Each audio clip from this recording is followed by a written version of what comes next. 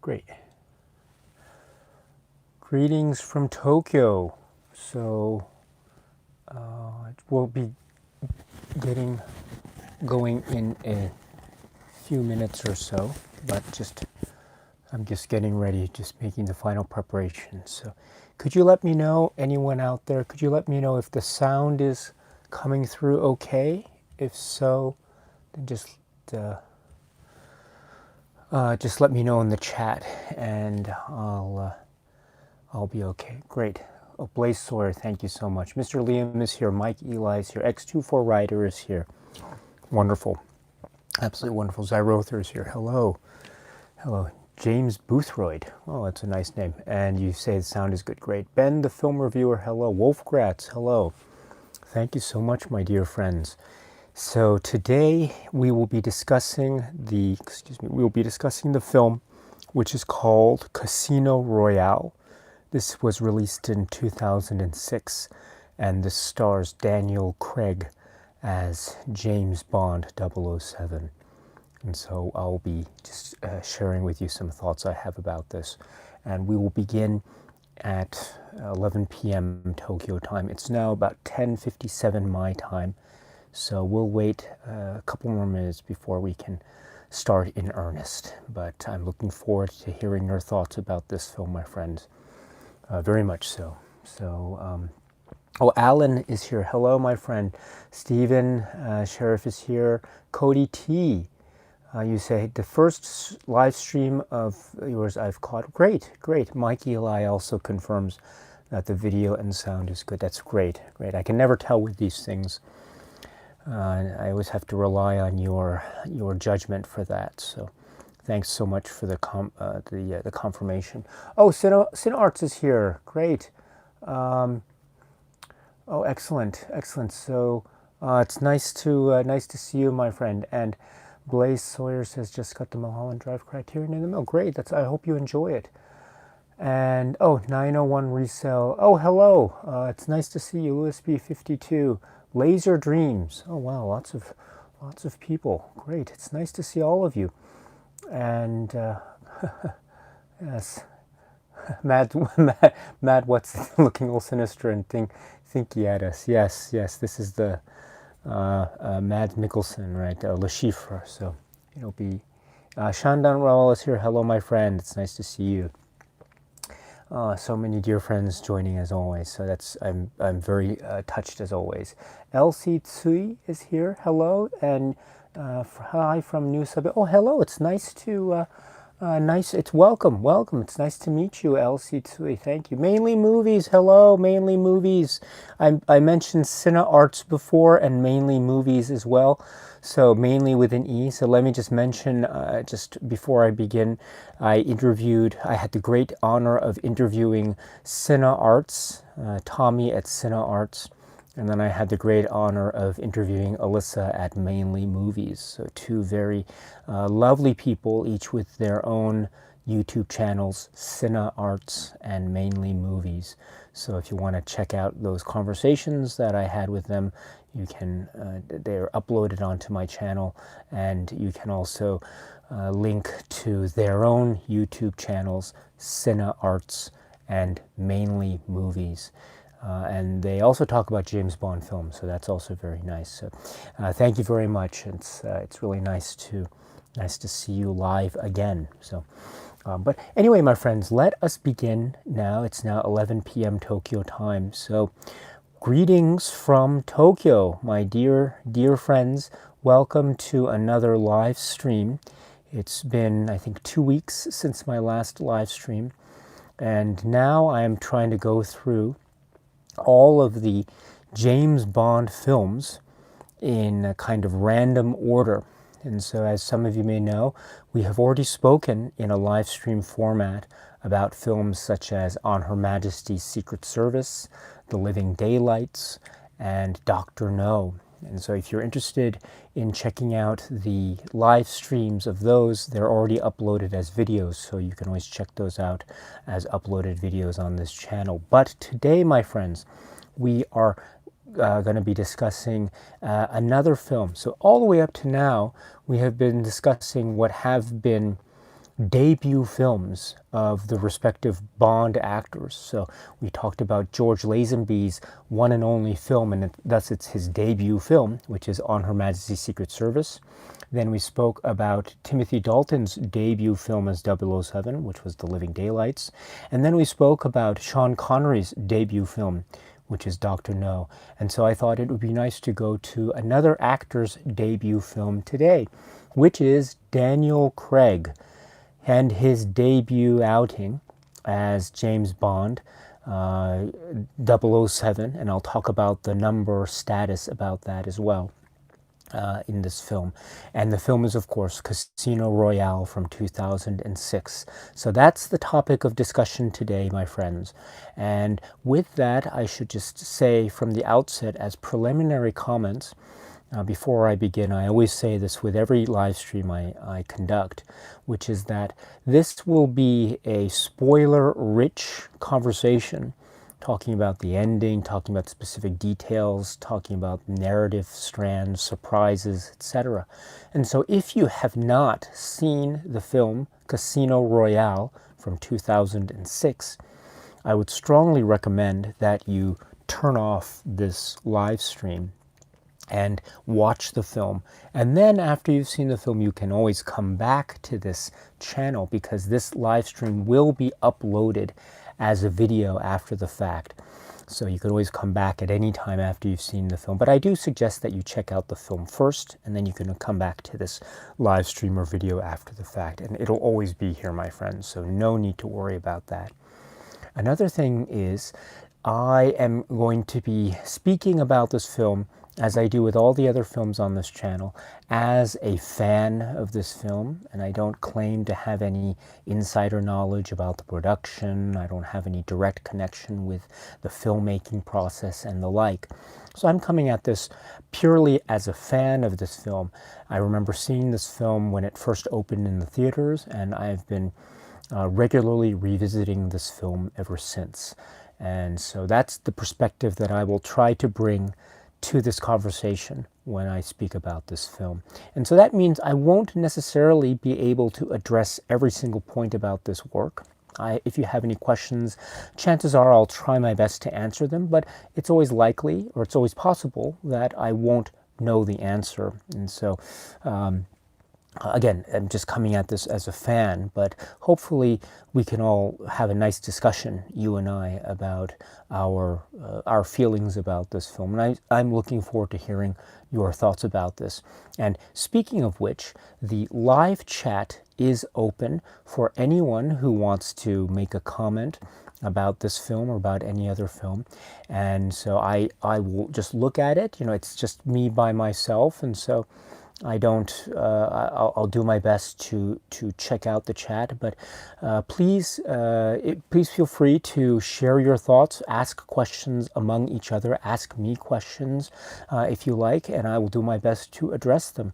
And just with a few caveats, which are that I will do my best to address all the comments, but in the off chance that I am unable to address your comment, or I accidentally skip your comment for whatever reason, it's not my intention, but again, it's just me here by myself trying to keep track of the comments. And so I do occasionally accidentally skip someone's comment or forget to mention someone. So if that's the case, just in advance, please accept my wholehearted apologies. It's not my intention to leave you out or ignore you, but it just happens accidentally sometimes, and that's all on me. That's my fault. So I just ask for your understanding and forgiveness about that in advance. And also, I should note that if you have any questions or comments for me, please feel free to leave them in the live chat as well. However, please note that I will be focusing my energies and attention tonight on this film, Casino Royale, for the most part. And so if you have any comments or questions for me about any film other than Casino Royale 2006, then please understand I will probably just very politely just skip over those questions for now. again, I just want to focus my attention today on Casino Royale. So if you want to ask me those non-Casino Royale questions again, you can always do so under another video or something like that in the comments section somewhere. And I will certainly do my best to address them where possible. So I just ask for your understanding on that. I do want to focus on Casino Royale today. And lastly, of course, you can always talk with each other in the live chat. I welcome conversation among you, my friends and viewers. And so I'm always very encouraged and inspired by all the conversations that I see in the live chats and also in the comment section of these videos. I'm always very moved by that. And I know that I have so many friends here who are always very supportive of me and also of everyone who participates in the live chat. And so I'm always looking forward to seeing your discussions, even though I might not necessarily be participating directly in them. I'm always looking at them and I'm always very much in admiration of them. And I'm so grateful for all of the support that you give to me and to everyone else.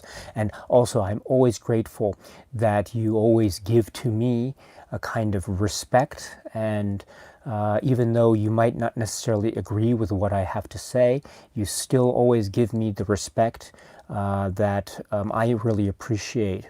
You listen to me, and I always try to listen back to you, and I always try to hear what you have to say, and you're always very respectful for me, and you give me the chance to say what it is I want to say. And so I always know, and I'm always reliant upon all of you, as always, to give everyone else that same sense of mutual respect and understanding. Even where we might have disagreements, I always know and rely upon you and trust you so much that you will give everyone all the respect that they deserve during the live chat and elsewhere. And so I'm always very grateful for that. So thank you very much in advance for that understanding and mutual respect that you always give to me and everyone else here. And so, with this, my friends, let us begin in earnest with Casino Royale 2006. And my goodness, there is so much to talk about here. Daniel Craig, the action set pieces, the story, the way that the characters are developing, the love story, Vesper and Mathis and Le Chiffre, and the way that Mr. White and what is all this organization going on, M and MI6 and the whole structure that is introduced or reintroduced for a new kind of generation, if you will, of Bond fans, as well as Bond fans who have always been Bond fans up to now. And so there's a lot going on here, as well as, of course, being the introduction, the debut film of Daniel Craig as James Bond 007. So I want to try to touch upon all of those. But let me begin by saying that this was released in 2006, right? And so I remember going to this film in the movie theater when it opened. And all the way up to then, of course, there had been a lot of maybe anticipation. This was a new James Bond film. This is a new James Bond. And what would he be? What would his first outing as 007 be like? And of course, there was a lot of anticipation, both positive and negative, I would say, because of the announcement of the casting of Daniel Craig and his particular physical look and the kind of on-screen presence, demeanor that he seemed to exude in his appearances, in his public appearances and his screen appearances up to then. And so I think there was a lot of discussion, shall we say, all the way up to, leading to the opening of this film, as to whether or not people liked Daniel Craig as the choice of 007 or whether or not they didn't like the choice, let me put it that way. And so I think there was a lot of discussion and a lot of publicity about this particular point. And also we have to remember that all the way up to 2006, remember the last film, James Bond film, was Die Another Day. So the Pierce Brosnan era had come to a close. And the Pierce Brosnan era is an era of James Bond that I haven't spoken about directly yet. But just to give a very brief comments, it it ended up becoming very much a large spectacle type of finish when it came to Die Another Day, in terms of the special effects, in terms of the grandiose nature of that particular plot.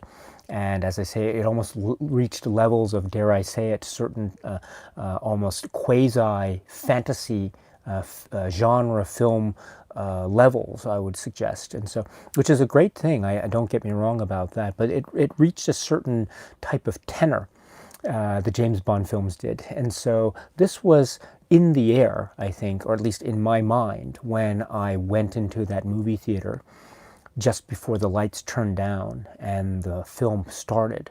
And so there was a lot in my own mind, and just figuring out what this film would be. Would this be a continuation of the type of spirit we saw, for instance, in the latter half of the Brosnan era, for example?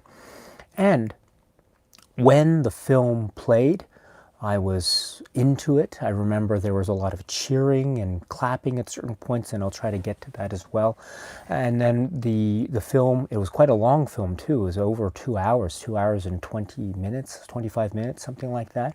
So it's quite a long film, but I feel like it has a brisk pace, and there's a lot of chunks to it. It's not just one whole film, I would suggest. It feels like maybe 2 or 3 shorter films that are basically combined into one.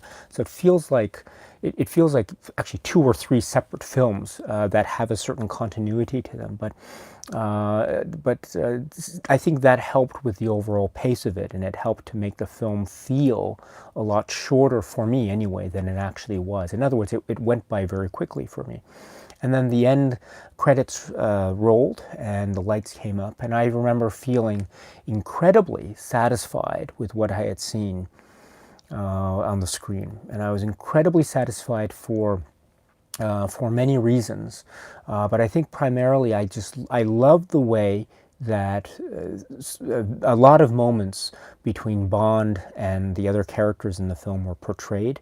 They left a lot of room for the quieter moments, shall we say, as well as a lot of action. And I'll get to the action later on in this discussion. I do feel that in many ways the action set pieces are actually quite interesting and maybe even a bit peculiar in how they are depicted.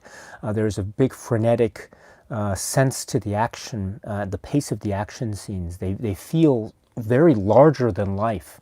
I don't know if you feel that way as I do, but they feel like they are really just exploding out into the world almost, and there's so much collateral damage and destruction, and there's a lot of almost inhuman feats of action going on, such that the levels of that kind of action set piece really, it feels a lot different than many of the past Bond films, where the action set pieces were really brutal, but they're also grounded perhaps in a sense of, dare I say it, reality or something.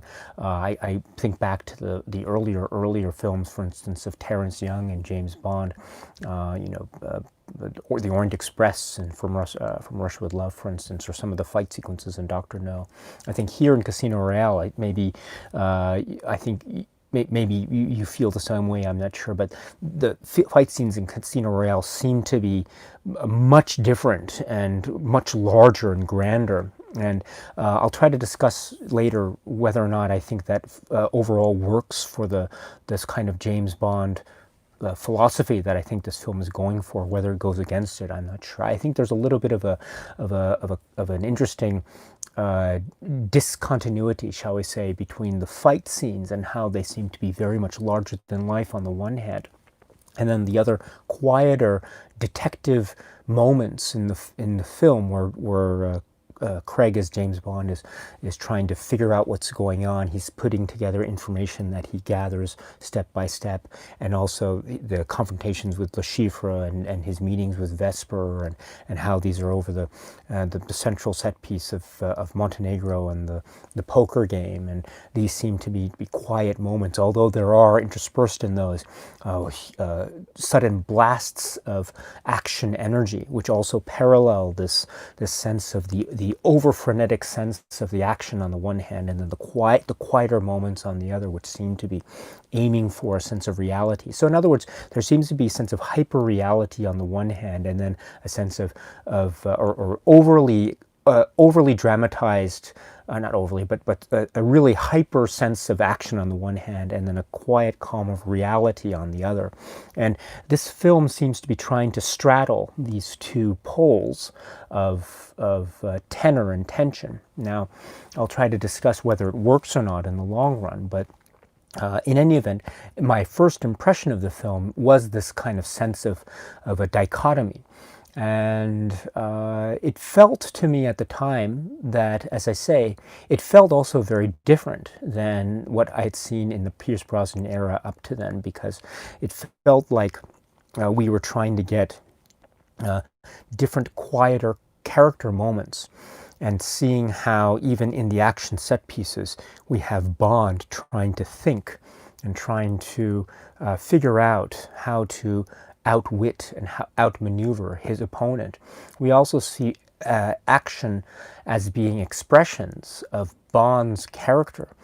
And I'll try to get to this as well. I really see the action set pieces really as examples or extensions, if you will, of James Bond, the character, and he's thinking and trying to just express how he approaches being a blunt instrument and on the payroll of MI6, but we see him as he approaches his enemies versus how his enemies are approaching things, and I do want to get to that as well. And I find therefore the action set pieces to be very much also consistent with how the film is trying to present this new Bond, the Bond for the new generation. And I also like how the film, when I first saw it, I noticed that there were a lot of similarities, a lot of callbacks to past Bond films. I think there's a lot of callbacks, for instance, made to Dr. No. I think there are a lot of callbacks made, really strong ones, to On Her Majesty's Secret Service and the like. And so I like how this film felt like it was a part of this same continuum of the Eon James Bond films, but it was still feeling fresh and new from my perspective, such that this felt like a new thing. And I was welcoming that very much, and that felt like it came at the right time. Now, I should say also that this film was and is marketed as being almost a reboot in many senses of the term. So it does have this sort of origin story type of feel to it. Obviously it does, because it does go into what purports to be the makings of James Bond 007. The story starts off with the acquisition of the 00 status, with the killing of two people, a rogue agent or rogue member of MI6 and his contact, and that forms basis of the pre-credits sequence. And then we go from there in terms of seeing Bond as being, as I say, a blunt instrument, someone who acts on instinct and is very strong and tough and rugged, but doesn't always make the right choices. At least it seems like he might make the right choices, but there's a lot of room for growth in terms of his own character development. He seems to be, I think, very much fresh and maybe egotistical, and he seems to have a lot to learn about acting in the field. And M recognizes this. Vesper Lynd, I think, recognizes this. And I think we as the audience also recognize this. So he seems a little bit hot-headed as well. And so he needs to be just told when to be calmer and to take things with more perspective.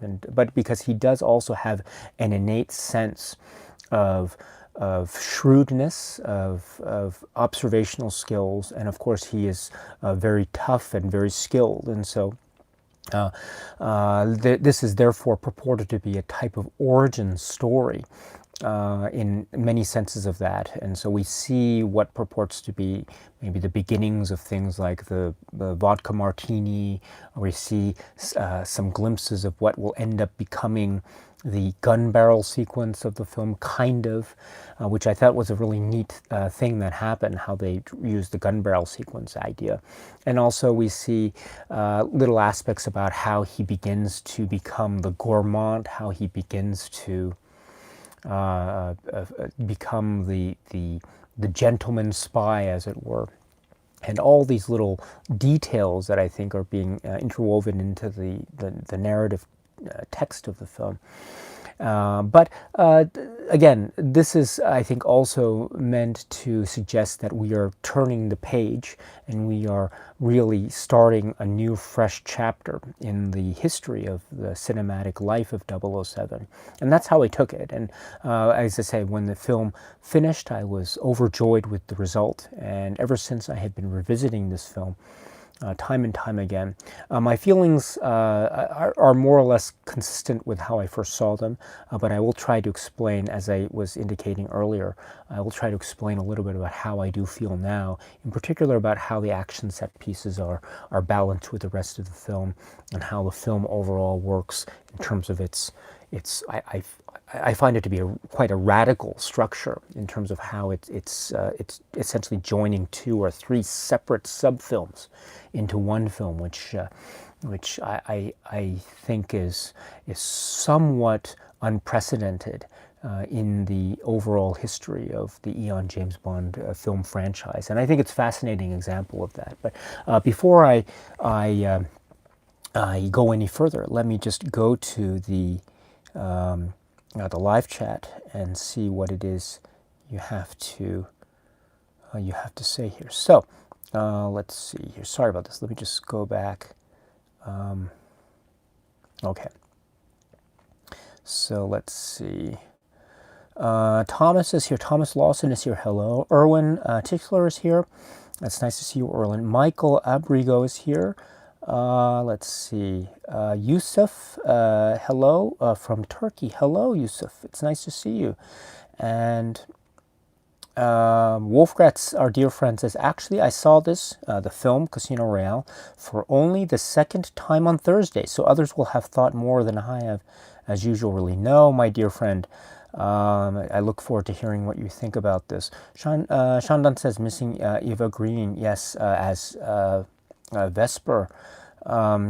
And Zyrother says, watched it last month as I did not have time to rewatch it last night. Mike Eli says, Eva Green was phenomenal in this film, one of the greatest Bond girls in my opinion, as Vesper Lynd. Yes, I think I have to agree with you. She has a really, it's a phenomenal arc, and it's a phenomenal revelation. I think those who knew the story and who read the novel, the Ian Fleming novel, of course knew what would happen with the resolution of that particular character, and what her real allegiances were, and how that would affect Bond both professionally and personally. But all the same, I really loved what does Craig's Bond say? I loved how she starts with her. I love the line, prickly demeanor, and I love that line when they're meeting on the train, which is after they have that wonderful exchange, and she says, what does he say? How is the lamb? And he says, skewered, one sympathizes. I love how that ends, and I love how they're having how they're meeting on the train on the way to Montenegro, and they size each other up, right? And she says something like, by the look of her clothes, you went to Oxford or wherever. You think that everyone dresses like that, and so there's a certain sense, and you wear it with such disdain. And I just love that back and forth, and she really holds her own, and their conversation is so great up to the point that they're able to get in a little bit of what seems like a bit of product placement. I'm not sure, Rolex, Omega, right? And I really love that too. And I love also the fact that they seem to be talking about something that is really maybe top secret government business, right? They're talking over dinner, but she's from the Treasury and he's from MI6, of course, and they're on their way to their meeting with Le Chiffre, who is known to be one of the most wanted suspects for terrorism, right? And so, but it's so interesting how they're having this conversation on the train, in the dining car or whatever, and it's obvious that there are other people in the other seats around them. And so I always thought, why are they having this seemingly top secret discussion over dinner when there's so many people sitting around them? I don't know, but anyway, that's such a great conversation to begin their relationship, which, as Bond says, starts at with her prickly demeanor, shall we say? But it's perfect, right? Because Bond, I think, is in many ways quite an unlikable character. He's a heroic character, and we can get into what it is he does up to now.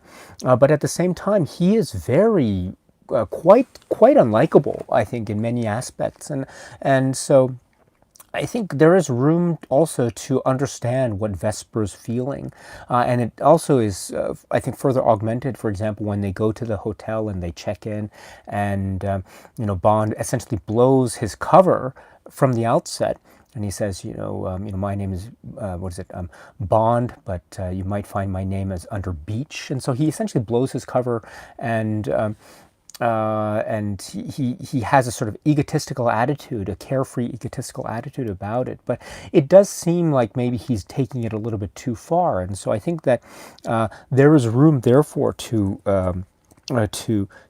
understand what Vesper might be feeling. And so I feel, therefore, that her characterization, as it's established at the start, I think really works.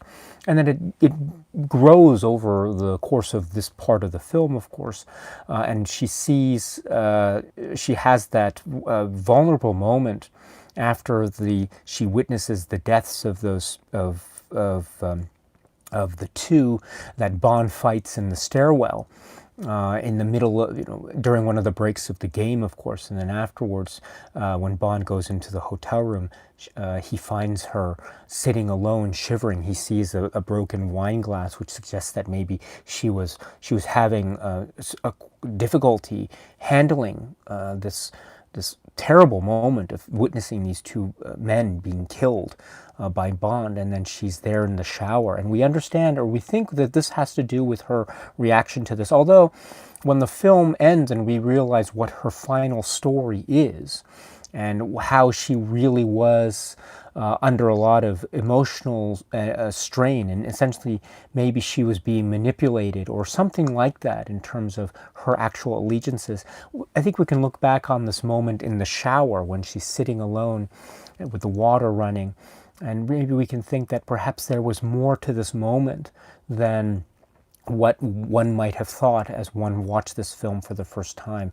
In other words, I think this kind of tender or intimate or maybe moment of vulnerability, I think, suggests something that, but when we understand how the film ends, I think we can look back on this moment and maybe see this moment of vulnerability as being reflective of something, a lot of things that we understand to be involved in the story of Vesper Lynd. And so, and I love this moment too. This is the first moment where I think Bond and Vesper kind of bond and just come together for a brief moment. Bond trying to provide solace to Vesper in a very interesting way. Not putting a blanket around her or anything, but just turning up the warm water, which I thought was an interesting way of doing it. But it's that quirky thing of this film, which is an example of why I think it's a very interesting film. It's a film that makes quirky choices, and choices that are quite unexpected. And this is one of them, about how Bond just decides to turn on I hope it's hot water, but I assume it's hot water, or warm water anyway. But the point is that it's a very interesting, quirky, it's still very memorable moment, and it's, again, the moment, a symbolic one, because this is, I think, the first time where they really come together and Bond, and their relationship will become quite complex as the film progresses. But this is, I think, one of the core moments that will create the foundation for their emotional relationship in the latter half of the film. I think very much so. And so, but yes, Vesper as a character, I absolutely agree, is really great. I find the yeah, I absolutely agree. And let's see here, just continuing on. Cody T says, this and GoldenEye are the only two James Bond movies I've seen, and it's day and night in terms of how they treat female characters. Let's see, Zyrothus says, good point. And then there's a conversation here about Tomorrow Never Dies. And then just, let's see here. Zyrothus says, shout out to the Sony Blu-ray player being used as part of the security system at the Bahamas place. Yes, there's a lot of machinery used, and there's a lot of cell phones, computers that are used. When Bond is using M's name and password to check up information on Dimitrios and all the cell phones that are used. I think there's a little bit of maybe product placement going on, but still, I think there's nothing wrong with that. But let's see. Erwin says, when I saw this for the first time back in 2006, I was stunned by the black and white opening. Loved it though. Yes. Oh, Mainly Movie says, I had the same laptop as Bond at the time. Yes. So, and Erwin, so this brings me to another great point. So thank you, Erwin. So let me borrow Erwin's point and say, yes, this starts in the black and white photography, beginning, I think, with the approach to the building at night, and it says Prague, Czech Republic. And then we see the approach of this mysterious man, and we see what Dryden, right? And we see what happens, what transpires here. And then we see that this is interesting too, because we see Bond sitting in his office at night in the dark, and we understand Bond has by this time already unloaded the gun that was in Dryden's desk. And so when Dryden pulls it out and pulls the trigger, it clicks empty. He says, I know where you keep your gun. And so this already reminds me a lot of the iconic scene in Dr. No between James Bond and Professor Dent. I don't know if you remember that scene, but there's a similar kind of setup. And there's even a similarity in where they're sitting in the frame. Bond is on the left part of the frame, and the enemy, Dent and Dr. No or Dryden here, they're on the right part of the frame. And so there's this interplay about a gun that ends up being empty. And then there's also another gun by Bond, which is equipped with a silencer. So I love these moments.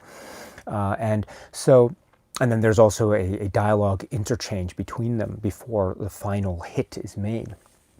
And this is also interesting too, because this black and white sequence is then intercut with what we understand to be flashback sequences to another, the contact that Bond met in a very violent scene in a bathroom somewhere.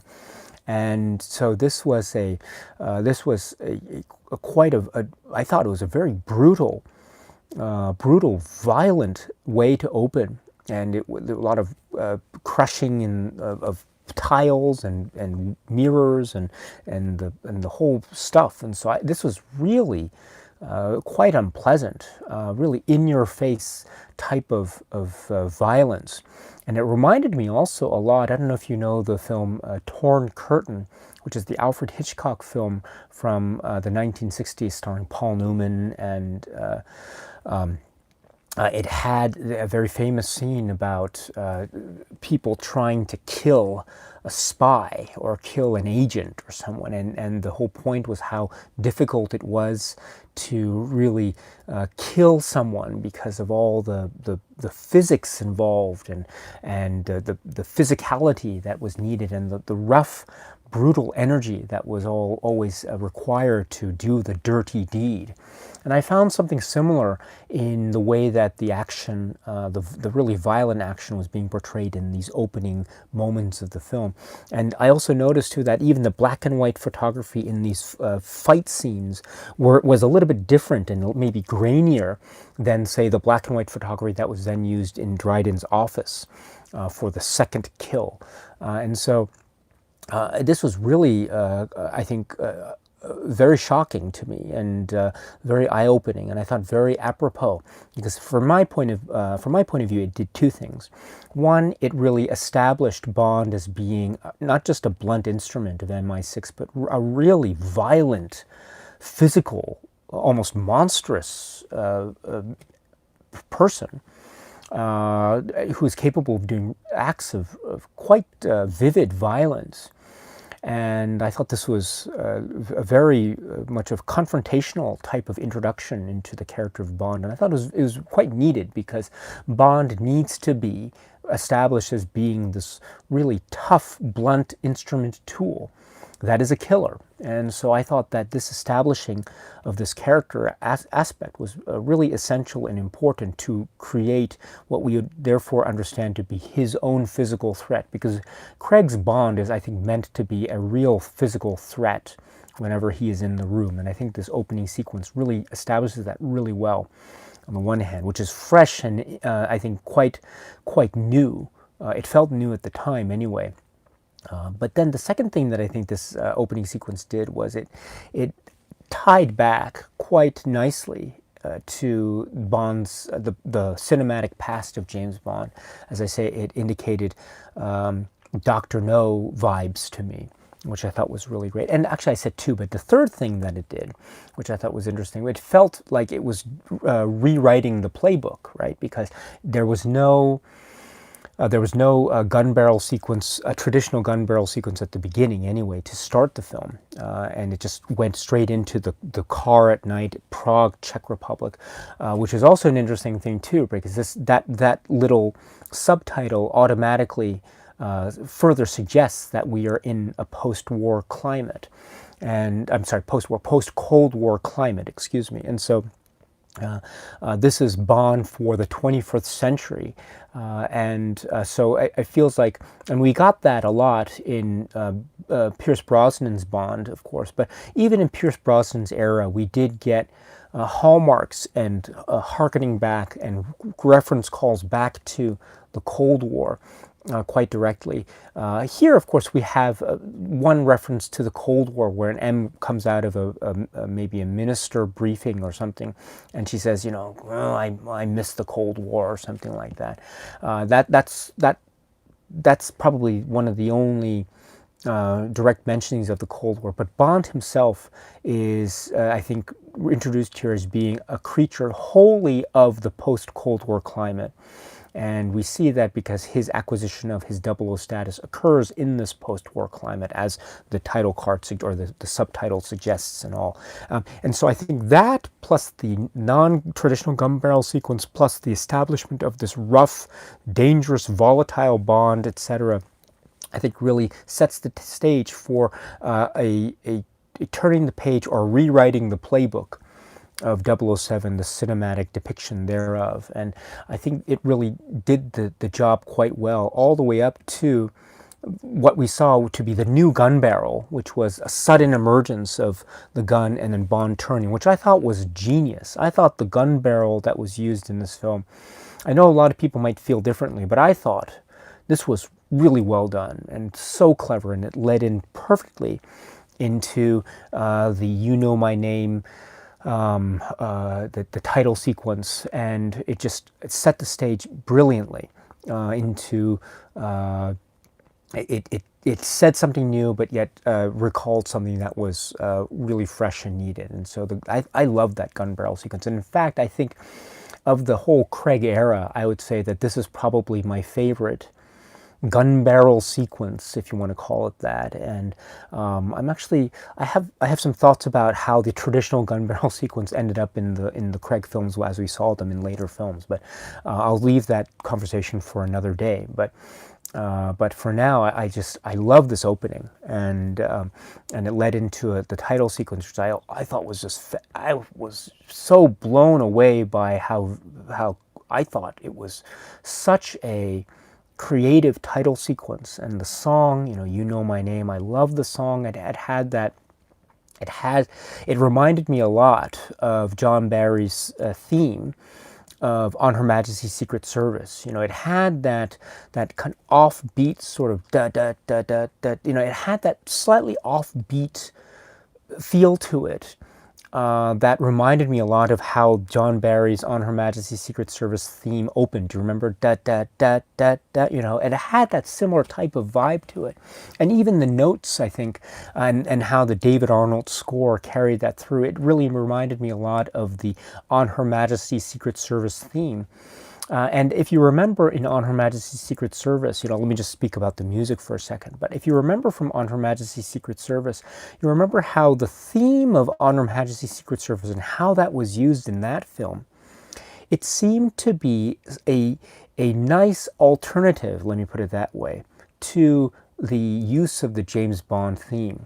In other words, the On Her Majesty's Secret Service theme was applied in a way that really gave that film the oomph and the emphasis that the James Bond theme would have otherwise given it. In other words, so it really gave it that presence, right? I feel the same way about this theme in Casino Royale and how it's carried through as a leitmotif musically, and it becomes it's almost like its own theme, just like John Barry's On Her Majesty's Secret Service theme is, and I love how it's established so forcefully in this opening titles, and it's great. And speaking of On Her Majesty's Secret Service, there's another great moment, with the cards and all the and when the person gets, one of the henchmen gets I don't know, impaled with cards or something, and they fall to the ground. I love the moment when the blood trail goes and it forms, C and R, the curly C and the curly R, even, Casino Royale, I think so.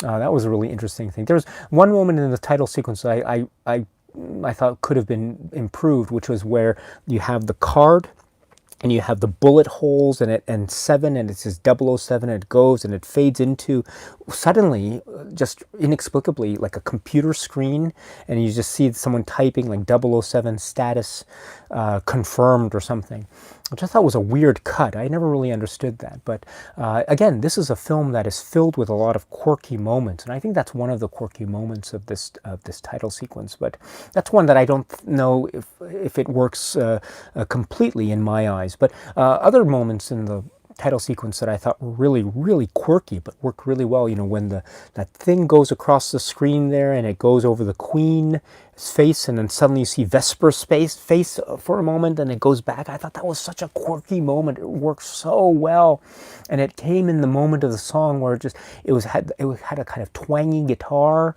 I think it was the second verse of the song, I think, and it was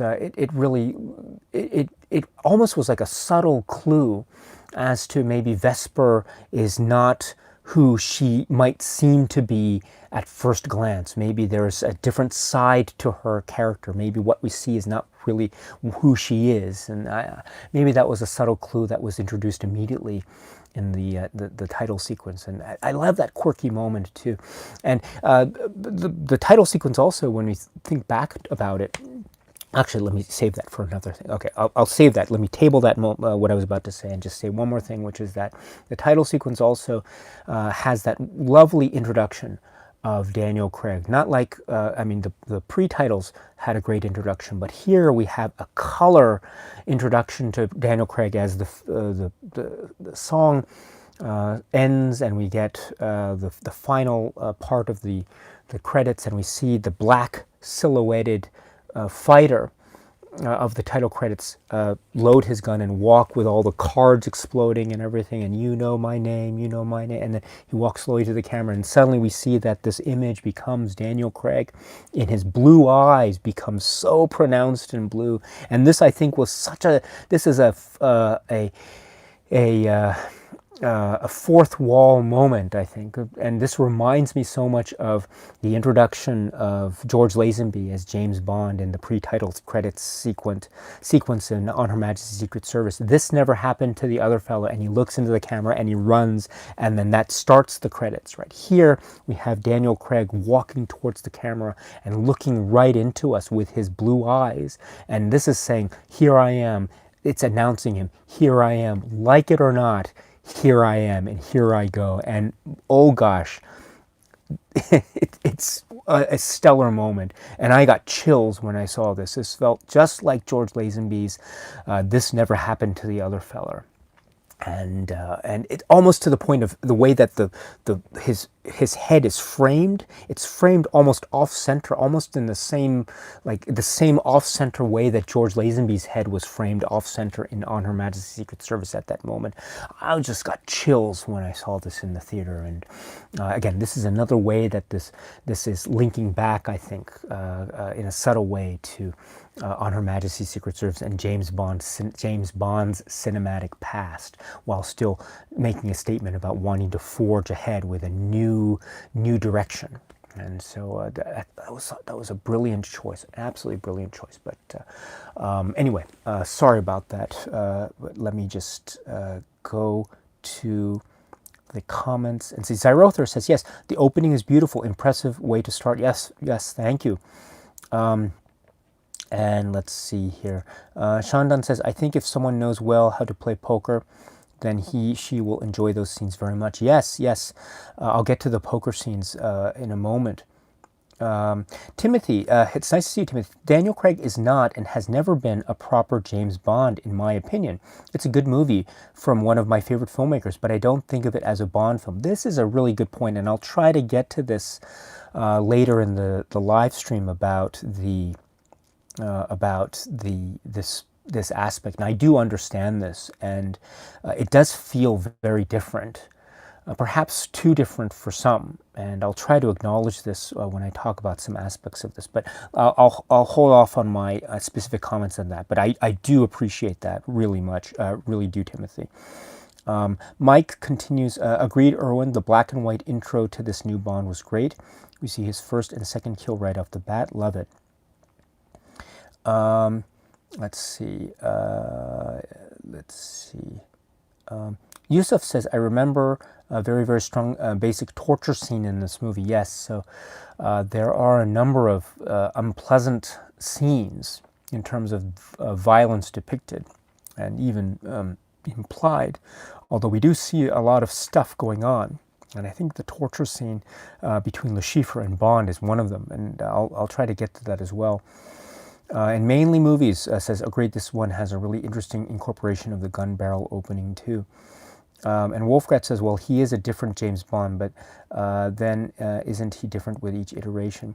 And Timothy says, I miss the old tone. So this is great. So let me get to this, which I think is good. Wolfgratz and Timothy were addressing this, which is the Daniel Craig interpretation of James Bond here.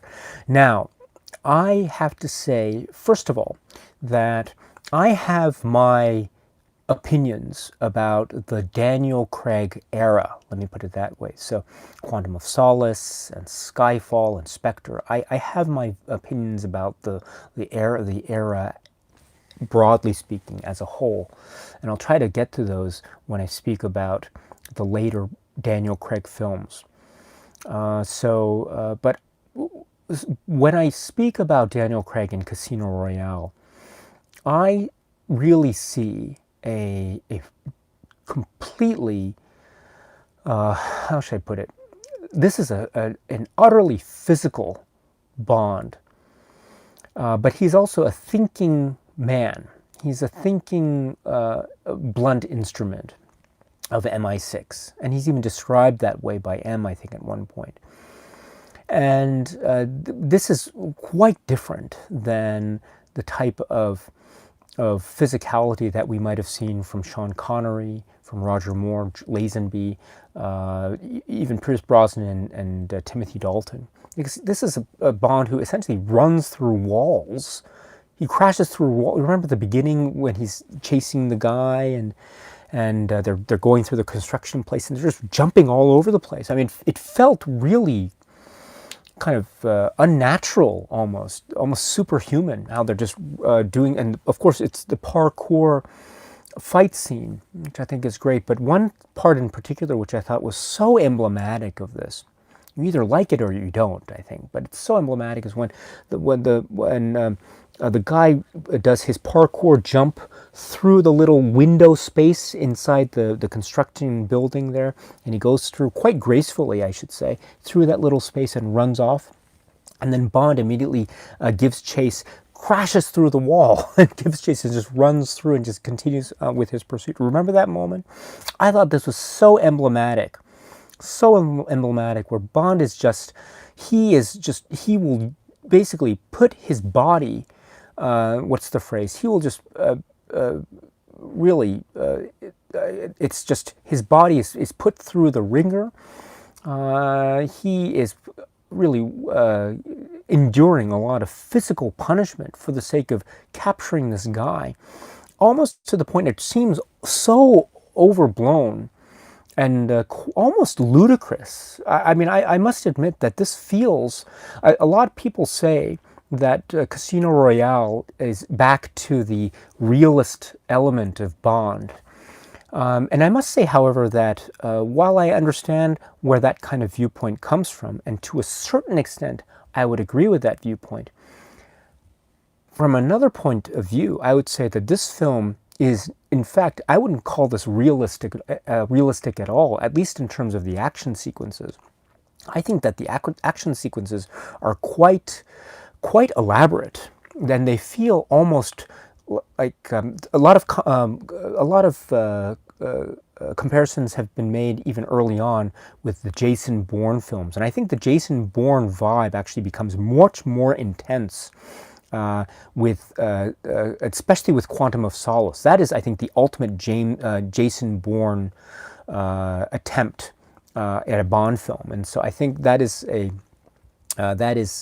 that's where it turned to an extreme level. We see elements of that here, I grant you, but I also saw comparisons with Jackie Chan films. I don't know if you know Jackie Chan films, but in Jackie Chan films, I love Jackie Chan films, of course, but there's a way in which Jackie Chan films employ the physical environment in a way that just builds and builds and builds and builds until it becomes almost like this huge, enormous cinematic set piece. You could only see these sorts of things in a film as they just explode one thing after another. Well, I saw these fight sequences, beginning with this first one, after the credits are over. I saw it as being almost like a Jason Bourne / Jackie Chan film. And I thought, I could go with it. I certainly could go with it, don't get me wrong, and I thought it was great. But I can understand also how this might not necessarily be to everyone's everyone's palate, as it were. And this is, I think, an example of how this is a very different direction for the James Bond films in the Craig era. And we see this also escalated in the fight scenes to come. For instance, at the Miami, at the airport, in order to stop the explosion of the airplane and the bomber. And also there's a fight sequence at the end in Venice, and essentially a building just collapses on itself and just sinks, and all this stuff goes on, and it just feels like the hyper realized reliance on props and the physical space and the environment that reaches Jason Bourne and even Jackie Chan levels. Now, you have to ask yourself, is this what I want from my Bond films? And for some people, I think the answer is yes, and for others, I think the answer is no. And it really depends on where you fall. And I think that is just yet a further example or extension of how one will view Daniel Craig's outings as James Bond, including this first outing in Casino Royale. Now, I have to say that as I say, I'm okay with this kind of example of hyper-realized action in Casino Royale, but I would always just buffer my viewpoint by saying that I therefore don't think that this film, Casino Royale, is an ultimate return back to the realism of Ian Fleming. I don't feel that way at all. In fact, I feel that this is a very much a film that is based off of a lot of foundations, but it's built and it's really constructed. It's a constructed film. It's not like a quieter film that say Dr. No is, or even On Her Majesty's Secret Service is, or even a film like For Your Eyes Only. It doesn't feel like that. It feels like a much more constructed work. And I think that's due in large part to the way that the action sequences feel constructed and hyper-realized. But I am okay with this too for another reason, which is that the action set pieces are also tempered by other moments in the film that I find very chilling and very brutal, and that really have the sense of struggle and the collateral damage, both externally and internally, that is caused. Remember for a moment when we see Bond kill the man at the pre-credit sequence, and how tough it was, and we see him just struggle and breathe and just wrestle with everything. We see a similar type of violent, brutish action in the middle of the film, when he kills the two men in the stairwell of his Vesper watching, and we see him actually strangle a man to death, and the legs just struggling until they are bereft of life, which I found such a really violent moment. And then that's further tempered later by Vesper's moment in the shower. But it's also prior to that, we see Bond in the bathroom there, and he's trying to clean off the blood, and he's still trying to calm his nerves and that sort of thing. And so these moments of vulnerability that were immediately following fight sequences of quite vivid brutality, I think also were the moments that I felt were maybe more down to earth. They were still quite hyper-realized, I admit, with the frenetic pace of the action and the gun and all this stuff. I understand this, and the machete, and I understand this, but still, the point is that we see the real consequences of death and destruction played out emotionally, and the emotional stakes with Bond and also with Vesper. And I found this to be very... this was a very different take, I think, on the cinematic Bond. Now, is this the type of Bond that we might have seen in the Ian Fleming novels? That's another question entirely, and I would actually say that this is probably not. In many ways, it could be seen as a Fleming interpretation of the Bond. I don't know. It does feel also very much it's furthering itself from that, and really trying to cement its own place in the cinematic history, or the history of the cinematic depictions of Bond. So that could be another reason why maybe some people don't take to the Craig era as well. You have to ask yourselves how much are these films close in spirit to the novels of Ian Fleming. And I think that's still a good debate to have, and I'm happy to have that maybe in another time or another video. But I do see that feeling as well, and so I don't claim that this is the perfect incarnation of the Ian Fleming James Bond. I don't claim that as well. But I do think that there are continuity threads that can be made with the Ian Fleming universe. But it's still at the same time Daniel Craig's Bond is firmly established as really trying to set something new going forward. But before I get to that, I should say the other thing that I really value about the action is just two things, which is, first is, please note that this James Bond is someone who seems to be pretty much driven by his brute force physicality, more so than any kind of, let's say, sexual attraction that he might have with the women that he encounters in this film. For instance, note the opening title sequence. There aren't any women featured, save for Vesper in that quick moment, of course, but there aren't any, there are no women featured there like we might otherwise see in past films. And so that seems to be suggesting that we are dealing with a Bond who is first and foremost a brute physical force that is fighting for his life, right? And so that seems to be, again, the focus, and that's on the forefront of this Bond's mind.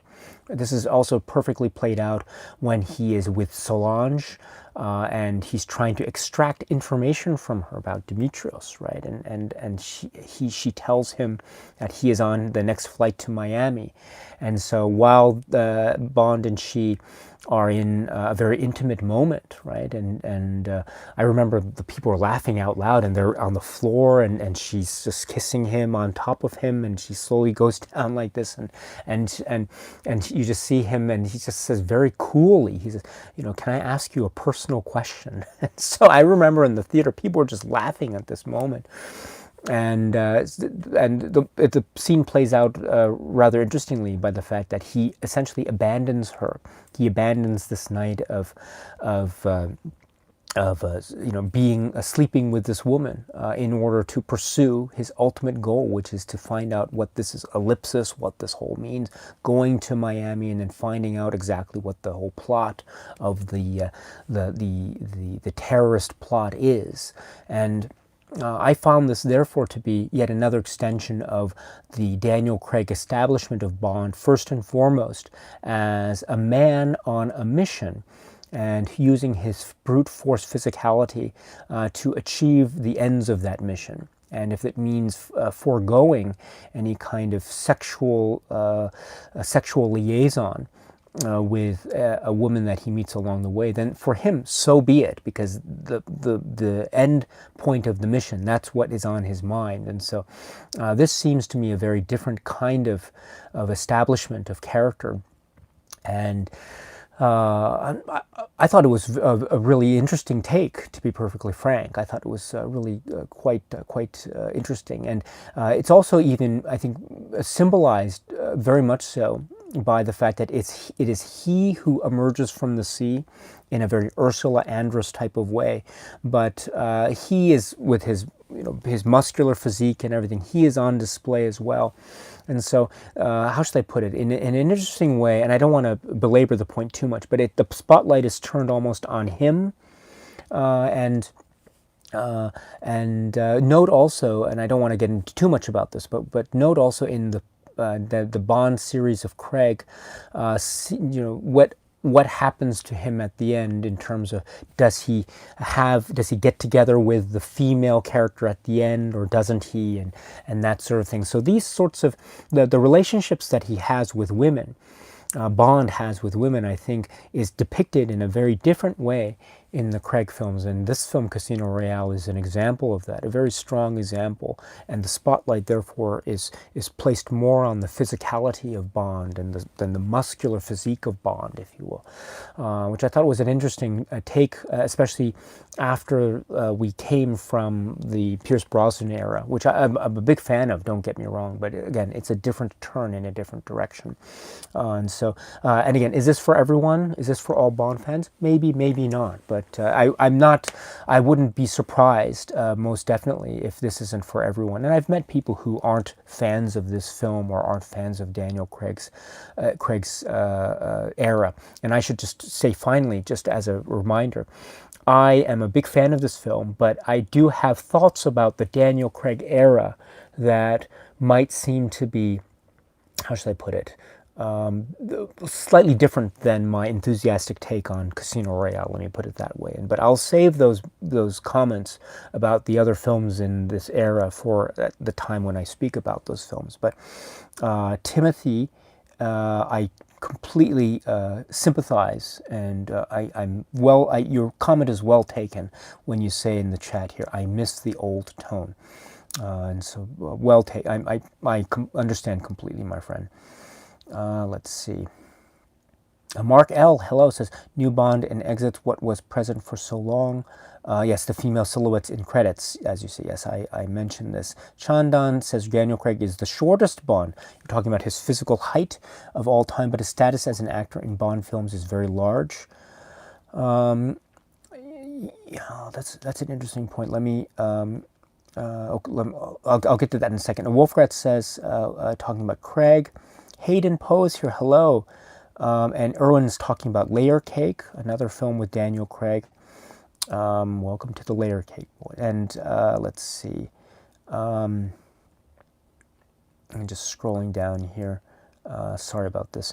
Cody T continues, my experience with James Bond is very limited, but I felt Craig was well cast for this version of Bond. He's not the most handsome guy, but he sort of keeps it grounded. Yeah, let me just finish this. I like this comment that Cody T says, because I do like Daniel Craig's depiction of Bond in this film, Casino Royale, and I like it for many reasons. But I think if I were to mention a few, I would say it has to do with the details. Just little things, for instance, some lines that he says when he's talking to Vesper after he's lost. He has that huge loss in the middle of the poker game in Montenegro against Le Chiffre. And he's out there in the balcony all alone. He's at his lowest ebb, and Vesper refuses to give him the extra extension of, what is it, $5 million, so he can buy back into the game. And he says, I can beat him. And Vesper just says, this is too much of a risk. And he says, you're an idiot. And he says, what? And he said, you're a bloody idiot. And I loved his delivery of that line. And I also mentioned when he's speaking with Vesper earlier on the train, and he says the phrases like, sometimes that maybe accounts for your somewhat prickly demeanor. And he talks about the lamb, and he says, skewered, one sympathizes. And just little moments like this where there's a great moment. Remember, after the fight and after he's been rescued from almost being essentially emasculated by Le Chiffre. Just in time, Mr. White comes in and saves the day in a very ironic way, but then he's recovering.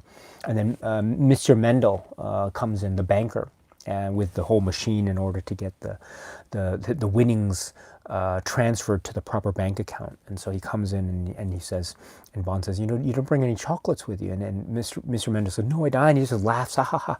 And you have that moment where Bond just looks and says, what's going on? That sort of, I love little moments like this that really show a kind of a wry, witty cheekiness to Daniel Craig's depiction of James Bond, and I love those moments, and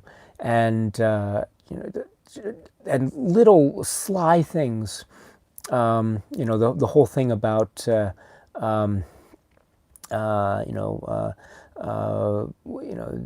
like when he talks about his little finger to Vesper, and he's talking about there's little undercurrents of very clever, witty, sexually charged dialogue, and just moments where you can sense that Craig is almost in on the joke. And so I love these moments. I love these little moments that really add to character. And another thing about Craig's depiction that I really love is that I love the things where they feel like throwaway moments, but they are really moments that, when one thinks about it, they add to the character because they show him really methodically thinking. And one point is early on when he goes to the hotel in the Bahamas, I think, or Nassau, and he goes to the parking lot for the first time, and he sees the cameras, and he's trying to get at the security cameras and stuff. And and the two kind of arrogant golf players come in, and they think he's a valet, and he throws him the key rather arrogantly, and he just says, "Oh, certainly, sir." And then you think that this is just him getting back at these arrogant guys. And so he takes the car and he drives it, rams it into some other cars. It causes this huge scene because of all the car alarms that are going off. And it causes this huge thing. And you think this is a moment of, and he throws the key away in disgust and all this stuff. And it's a great moment. It's a great comeuppance moment, right? But it's not just that, because he uses the moment in order to create a distraction so that all the people come out and see what the whole ruckus is in the parking lot. So that it gives him time to go into the security camera room and get all the information that he needs. And so this is a moment where I love how he takes something that seems very trivial and almost throwaway, And it's an actual moment where he is methodically planning and thinking about how he can make his next move by creating a distraction elsewhere. And I thought that was really clever. And I like this thinking, this way that he seems to be, the film is showing him trying to think and trying to see how he can maneuver himself to the next stage of his investigation. So I really like that. At the same time, he is seen as being reckless. He is seen as being maybe egotistical in terms of his drive. And we see him making mistakes. I love the moment also when he loses his temper almost. And he realizes he has no money. Vesper won't agree to the buyback and giving the extra line of credit.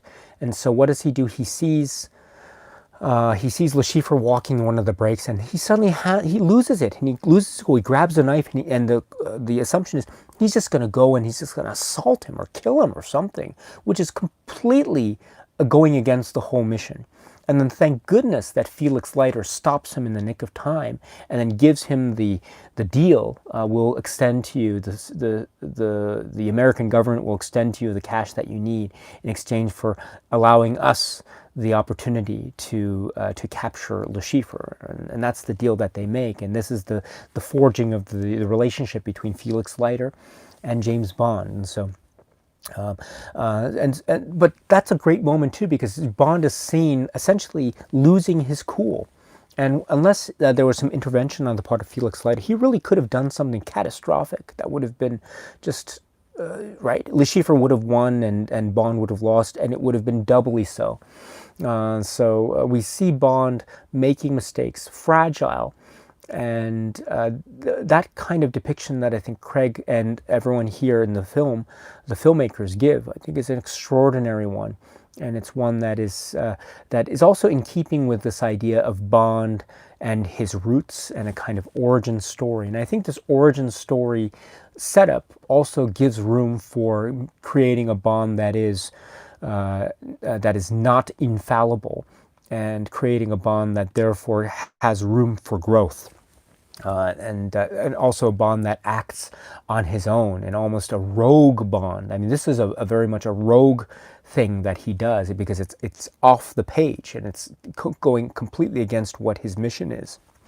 So and that sort of thing. And so I like this room for character development. Oh, and speaking of which, another way that this is really well expressed is during the torture scene with him and Le Chiffre, and it's a very gruesome, intense scene, but it's one where I remember reading at the time.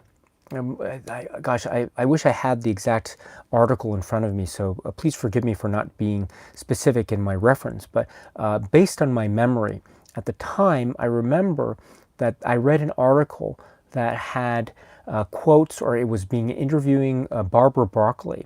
And I remember Barbara Broccoli was really praising Daniel Craig's performance in this film, Casino Royale, using this torture scene as an example. And I remember Barbara Broccoli's comments being something along the lines of, Daniel Craig was able to take this moment of ultimate vulnerability, because he's tied up, he's naked, he has nothing left, he can't defend himself, and you know that he's going to die. That's what he thinks. He's going to die at the hands of Le Chiffre. But Barbara Broccoli said in this comment that I'm remembering, which is, I'm paraphrasing, which is that Daniel Craig was able to take this moment and still turn it on its head and create maybe a psychological, sort of establish a psychological basis upon which Bond could really put one over on Le Chiffre. And I really see that. I actually see how Daniel Craig was able to turn the tables, even for a little bit, in the way in which he exchanges words with Le Chiffre, Mads Mikkelsen, the way that he laughs and he just says, to the right, and he does that thing where he's just really trying to mock Le Chiffre, even at the point where he knows he's going to die and he's at his most vulnerable. And so I like moments like this. Of course, they could be scripted, but there's also something to be said about the way that Daniel Craig carries himself, the laughter and the real rage that he feels. It's almost animalistic in a way. And that sort of moment, that's another moment, character moment, that I think drives and really fleshes out and characterizes Daniel Craig's interpretation of James Bond within this film. And therefore, those are moments that are examples of why I think his depiction is quite successful. And again, I will have maybe, I don't know if my comments will be the exact same as we go from film to film to film in the Daniel Craig era, but as far as Casino Royale is concerned right now, right here and now, I think it's quite successful and I enjoy it very much. So, let's see. And there are many other moments in the Craig performance that I could have cited, but those are just some examples. Let's see. Sorry, just... Yeah, Shandon is referring, he says, I felt the pain myself, referring to the scene that I just spoke about. And Zyrother says, the producers described him as a brute in a suit. That's a good point, yes. Mike Eli says, I must admit that I was initially very disappointed when I heard that Daniel Craig would be the next Bond. I had only seen him in Road to Perdition, yes, and actually thought he was American. Mike says, and he continues, he is a phenomenal 007 in my opinion, one of the very best. Dave Media is here. And you say, I love Casino Royale and the introduction of Daniel Craig as James Bond. Stephen Schrafe says, Craig is a product of his generation. He played the role as it's supposed to be played at the time. Dihui 1996 says, I guess the dichotomy of tenor and tension works for me since it somehow can grab audiences' attention, leaving them on the edge of their seats, not knowing which side of dichotomy to expect next. That's a good point. Thank you very much for that. Let's see. Shandon says, I think this film is diminished. I think this film diminished the macho character from Bond and added smartness more, which is what I like the most. That's an interesting point. I think I agree with that. Zyrother continues, yeah, he's really good. A lot of nuance, and he is clearly putting a lot of effort into the character. Iacona23 says, this is the only Daniel Craig Bond film worth watching. I'm expecting the upcoming final Bond film to be full of politically correct nonsense. So you're referring to No Time to Die. Yeah, we'll have to wait and see about that. If and when it ever gets released, of course. But John White says, I remember when he was announced as the new James Bond. I was looking forward to an unknown, basically. For me, he did not disappoint and felt he grew into the role. I thoroughly enjoyed his portrayal. Touch of Film is here. Hello, hello. Let's see. And you say, my favorite Bond film. That's interesting. Very, very interesting, my friend. Oh gosh, and I have lost my place.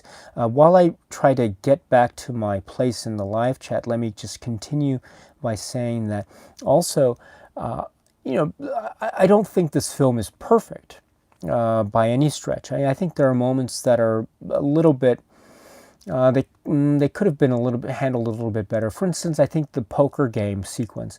Don't get me wrong, I love the poker game sequence. I thought it's great. I love the novel, and I love how they changed it to make it more cinematic.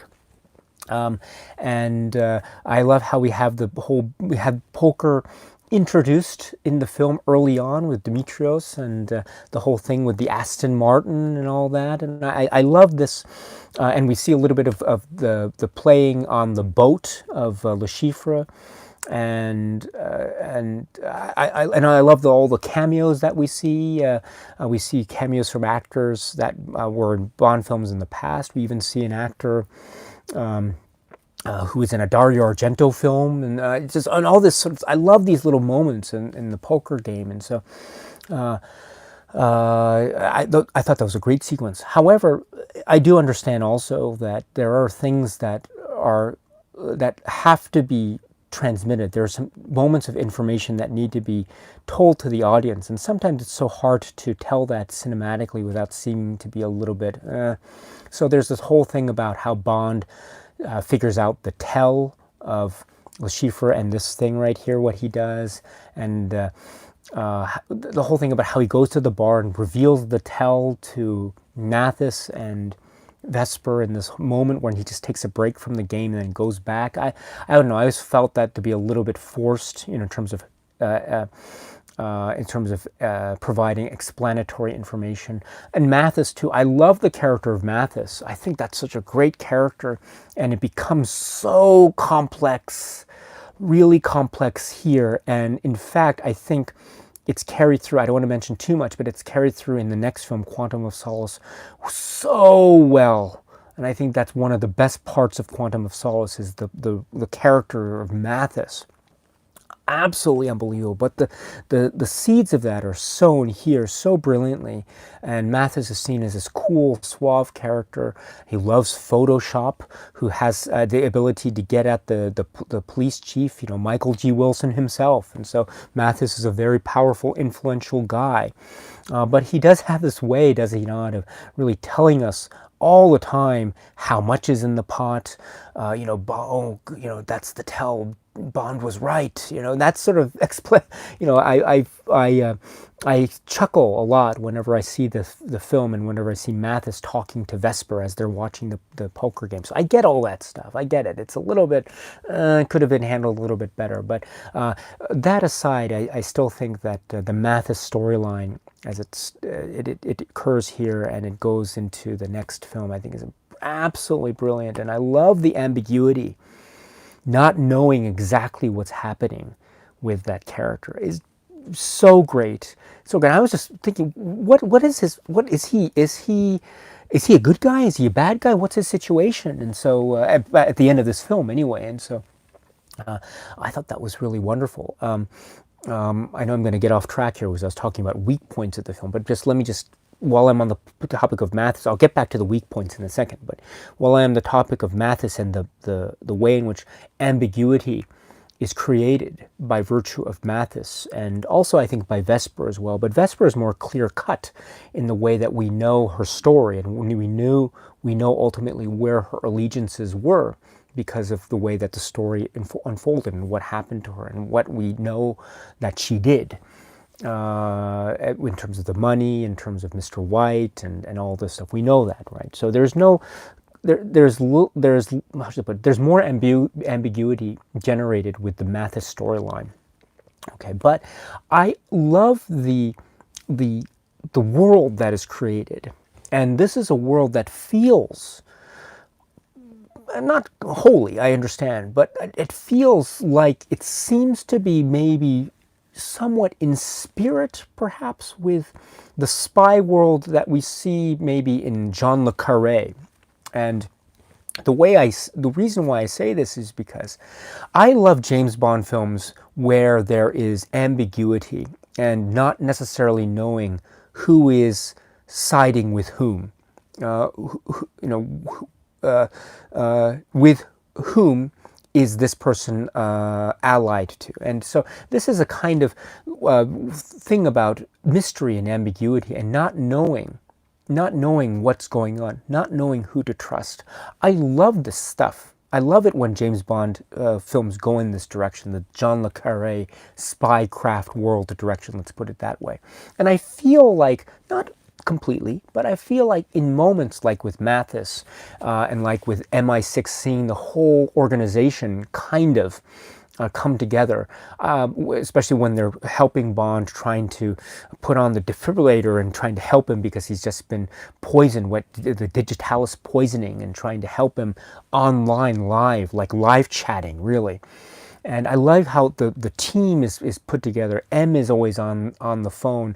There's always a sort of surveillance aspect going on, which I think is actually carried into fruition in a later film in the Craig era Spectre, but we'll get to that later. But the point is that I like how there's this depiction of MI6 as this unit, as this network of people.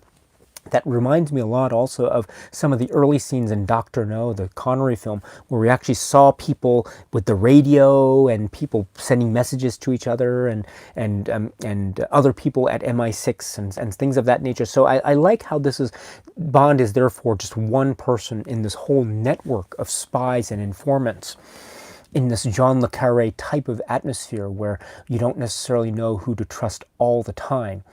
And I like this depiction, I really do. And we do see some of this stuff occur in other Bond films, somewhat, but I would say maybe even in the early films, we see it a little bit in, I would argue, in The Living Daylights. We see it a little bit in For Your, well, actually no, we see it a lot in For Your Eyes Only, and we see it a lot in From Russia with Love, I would suggest. But I like this continuance of this type of depiction of the life of a spy and the world of spycraft. And Mathis is an example of this, which is why I really value that particular aspect of the film, even though there are other moments with Mathis where it does a little bit too much plot explanation. And then that let me return to what I consider to be the weaknesses of the film, because I think its strength is also its weakness. And it's this idea that the film is structured in this almost kind of, I don't know how to explain it. As I say, as I mentioned earlier, it feels like three separate films that are just put together into one. You have the first film, which is the whole introduction of Bond and the whole thing in the Bahamas and the chasing the bomber, and then uncovering the terrorist plot, and then climaxing with the whole bit with the airport and the runway and the plane. So that feels like one film. And then it's a huge climax, and by the end of that, I'm feeling exhausted. Like, my goodness, I'm ready to go home. This is a great movie. I'm ready to go home. But boom, it then cuts to that aerial shot of the train and the lovely the Arnold score, and then we see Bond sitting in the train and Vesper coming in. This is the first time we're meeting Vesper. So wow, total change of pace going into what is essentially the start of the book, Ian Fleming's Casino Royale. So all the way up to the first, 40 minutes or so of the film is this huge, essentially just build-up that leads into the central film, which is, I would say, the second film in this whole thing, which is the Montenegro sequence, leading up to the car chase and the Aston Martin doing that spectacular twirl, or the spectacular spin, causing the crash, and then the torture sequence, and then the final introduction, the Mr. White and all that, and then the recovery. And then the final film seems to be somewhere around the recovery, and Bond is recovered, and Vesper and he fall in love, and they are together. And then this is their love story, the tragic love story, which begins so idyllically, and it's just beautiful, and everything's right. And Vesper, she knows how to steer the ship, and Bond is he's barefoot all the time, and everything's happy and so beautiful and everything. But everything's set up so it's so storybook, right? There's a great line that he says, I have no armor left, you've stripped it from me. And we really get a sense, I believe anyway, of the real heart and soul of this relationship that just comes crashing down, quite actually so, right, in terms of the building actually crashing down into the canals there. But this seems like this is the third film in this film, Casino Royale, which is the love story that ends tragically. And so this feels like, in terms of rhythm, it does feel somewhat herky-jerky, and it does seem abrupt going from one to the other to the other. And because of its length, too, I think it's hard to catch one's breath as a viewer and to keep up, I feel, sometimes. Although I do admit also that when I do see it in the theater, I think this kind of division in the film, I think also helps in the pace, for me anyway. It does allow me to catch a breath. But I do understand also how other people might feel that this is too much information at once. It really should have been like two separate films or something, or three separate films if you think Quantum of Solace is a sequel to this. But so my point is, I think the strength that I see in this film could also be its weakness, namely that it might be seemingly too much stuff. And I think part of that has to do with how this is a film in 2006 and how there was a lot, and I think this goes back to the action sequences and how it's like the action sequences at the end with the Venice Canal, that feels like that wasn't from the book, right? And the action sequences at the beginning all the way leading up to the runway, that wasn't from the book either. So these were all created, right, essentially for the film.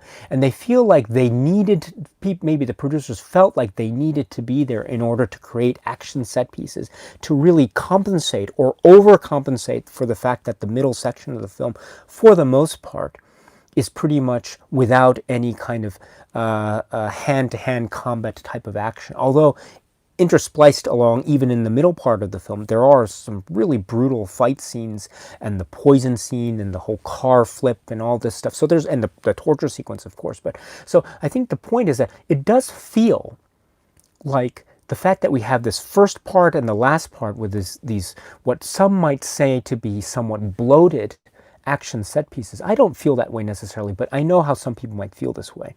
But if one looks at this film as having this bloated action set piece in the beginning and the bloated action set piece at the end, this could therefore feel like the filmmakers might have felt that they needed to overcompensate for the fact that the middle section was this drawn out card game. And how do you make a card game cinematic? Okay, so I do therefore see its strength as its potential weakness, which is it might feel somewhat lacking in balance. And there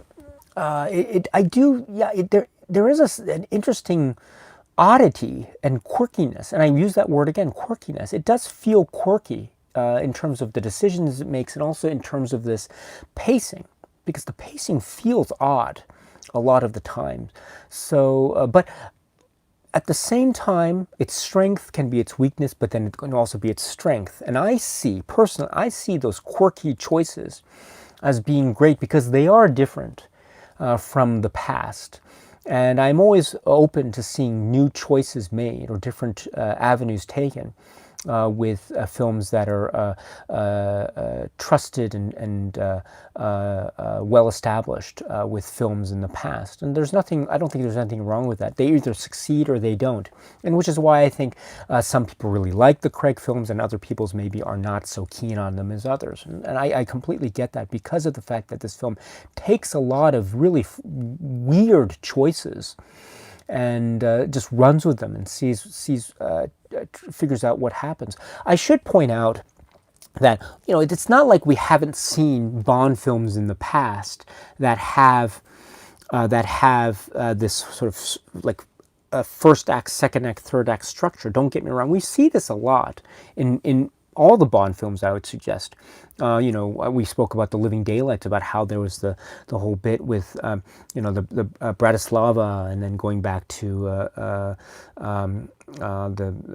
the United Kingdom and the whole defection plot, and then going to other parts of the world, and going to Afghanistan, and all this. There's all this different environments that are depicted in Bond films in the past. Of course, we get this, but in those films, there didn't seem to be the sense of this huge overarching like plot crescendoing to this huge climax, and then leading to the next film or the next bit, and then leading to the next bit, which then has its own crescendo to a climax.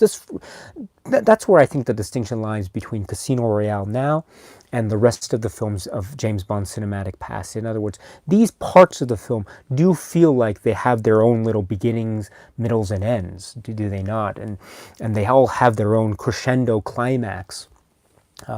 Unlike the other types of three-act structures that we might have seen in other past Bond films. So therefore, I do really think that this film is distinct from the rest of the pack. And does it work or not? I admit there are times when I revisit this film and I think, oh, it could have been, maybe I'm pretty exhausted by the end of the first act, and so I'm just gonna, I don't know if I can keep going on with this because I'm really tired, but I still want to watch it because it gets interesting, and Vesper Lynd comes in, and I really like that whole character, and so that really holds my interest for the remainder of the film. So that helps, but I do, again, understand maybe a certain type of fatigue in the minds of the viewers could potentially start to set in just by watching the first 40 minutes alone. And so therefore there's this idea of pacing, and does it really work in the long run? And will that ultimately do this film justice as this film ages, right? This is 2006, and so what is that? That is only making this film 14 years old, right, as of now. And so we'll have to see how time will treat this film further. Will it treat it better? Will it treat it not so good? Again, I don't know. I don't know. Maybe the fact that it is quirky like this will give it longevity over time. I hope so, because as I say, it does feel like a different type of film in that respect. And so, especially coming after on the heels of Die Another Day, that's for sure. And so that alone could be enough to sustain it for a long time to come. But again, we'll have to wait and see as time progresses. But anyway, let's see here. Okay, so sorry here, I was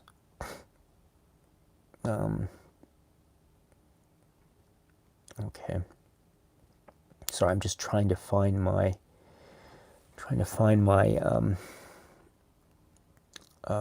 spot here. I always do this. I lose my spot in. Okay, here we go.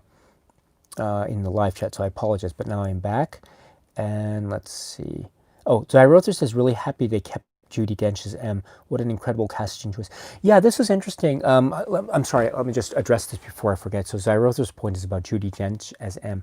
This is really interesting because this has been discussed in James Bond fan circles before, so I'm not bringing up anything new. But is this the same M as the M that we saw in the Pierce Brosnan era? And I think the answer is probably likely no, right?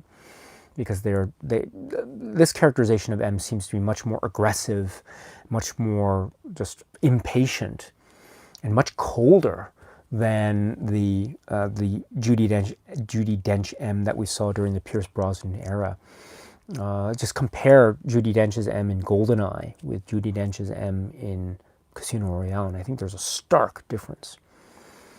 Judi Dench's M in GoldenEye ends their briefing by saying, and after really berating Bond, right, sexist, misogynist dinosaur, which is the famous line from that, she still says, come back alive. And so she still shows him that she values him as an agent and as a human being in that one brief moment. There's a human moment between them. Where here in Casino Royale, remember when Bond breaks into her apartment and she really just yells at him, saying, "You just after you blew up an embassy, you're just doing this stupid. We wanted him alive. We didn't want him dead, and all this stuff. You just went off protocol. Just really just takes him to town. And I think quite deservingly so. And as he leaves, right, it's very much icily similar to Pierce Brosnan leaving during the first briefing in GoldenEye, but the line is different. As I say, in GoldenEye, she says, "Come back alive," right? I hope I remember that correctly. Here, what does she say as Bond gets into the elevator as she leaves the apartment? She says, don't ever break into my apartment again," or something like that. So that's very cold. That is very cold. And, M is, of course, this is his first mission, I suppose. And so M's got to put him on a short leash, and he puts that little thing in his arm and the tracker in his arm and all that. And there are moments of sympathy. Don't get me wrong, especially towards the end. She echoes the line to him, Vesper, right? "She knew you were you," echoing the line that she said to him in the middle of him, "because I knew you were you." So there's this sense of implicit trust there. And even where he sends his letter or email of resignation, she still insists, "Okay, we'll talk about that later." And there's a moment where she asks how he is, and he just ignores it because he just wants to get back to business. So there is this sort of sympathetic side to M in Judi Dench's depiction here in Casino Royale, and so I don't want to make the suggestion or paint the picture that this is a wholly, completely, 100% cold and calculating M. But I do feel that this is a much more calculating M than we saw in the Pierce Brosnan era, and I think I find it easier to see M in this film as being, in essence, the killer. It's just that her weapon of choice is agents like James Bond. You know, that's what the MI6 is, right? M is the person who is making the decisions for these people to live or die, right? For the on behalf of the British government. That's M's job, right? So M is really the person who's doing the killing. In a way, it's just James Bond and other agents are the instruments, the blunt instruments for their killing. And I never really thought about this until I saw M and Judi Dench's M here in Casino Royale, especially in the scene in her apartment between her and 007. I really got the sense that this is M doing the killing, and it's Bond who is her weapon in a way, which makes her, I think, very dangerous. It's an interesting dynamic. It's very subtle, and it's not played upon too much, but it's very subtle, and it's therefore, and I think it's something that I think the films more or less play with all the way up to Skyfall, and it makes for interesting room for the development between them, the M character, the relationship between M and 007. But yeah, it's an interesting casting choice, to go back to Zyrother's point, because it is, as I say, the same actor playing M, but it's, I think, completely different characters, and it's a different continuity, obviously. And that, but at the same time, I don't want to get too much into this, but the continuity of this Daniel Craig era, it really begins to become a little bit warped, I would say, as the films progress.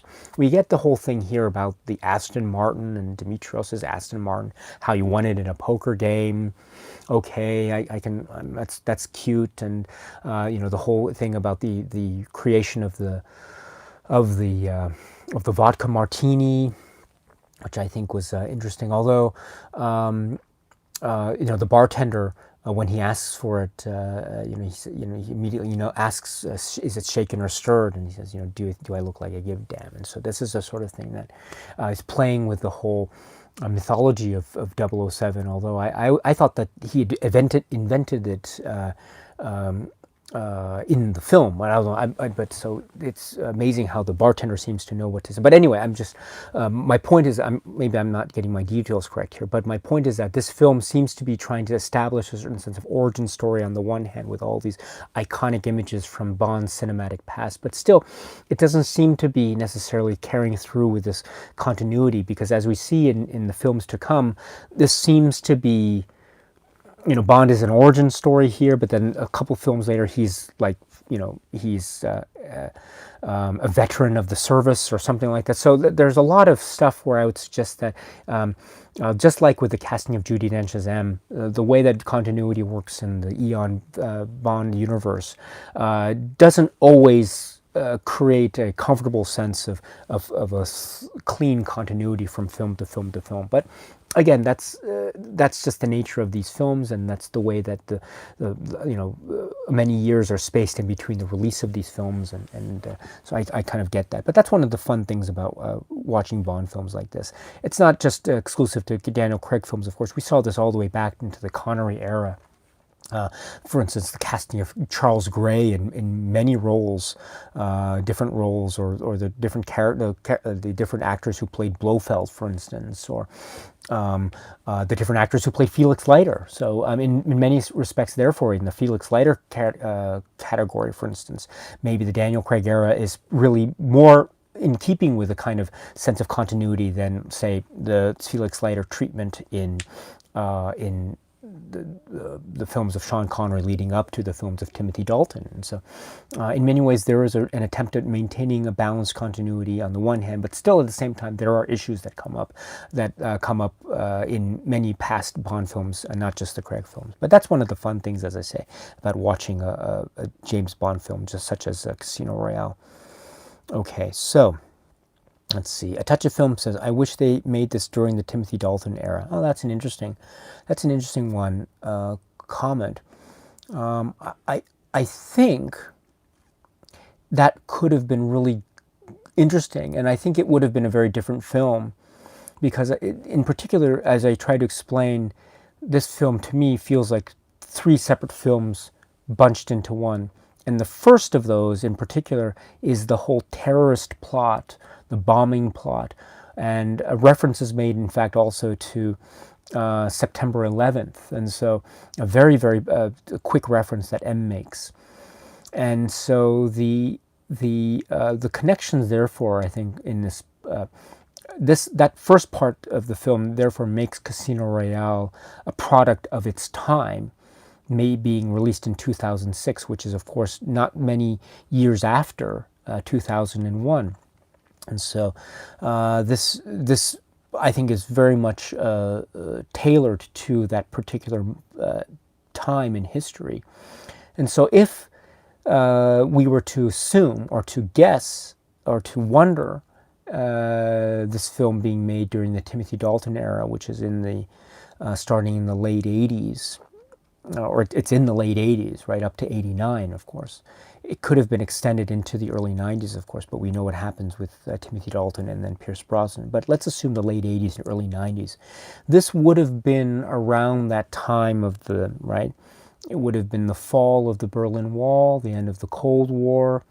And so that could have played a role in terms of maybe the confusion of political diplomatic allegiances that we see hinted at in moments of GoldenEye. That could have been a really interesting place to make a film like Casino Royale, really,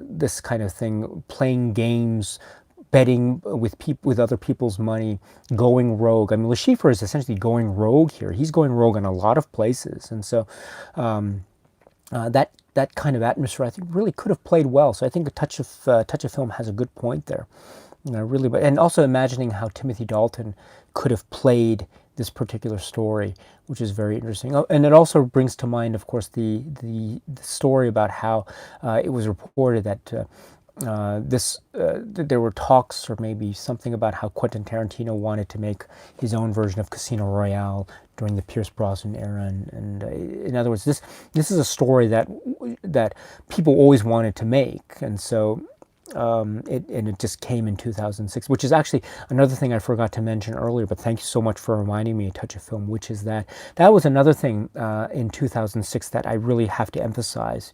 This is really important, which is that this film, Casino Royale, was based on the novel Ian Fleming wrote, which is the first James Bond novel, right?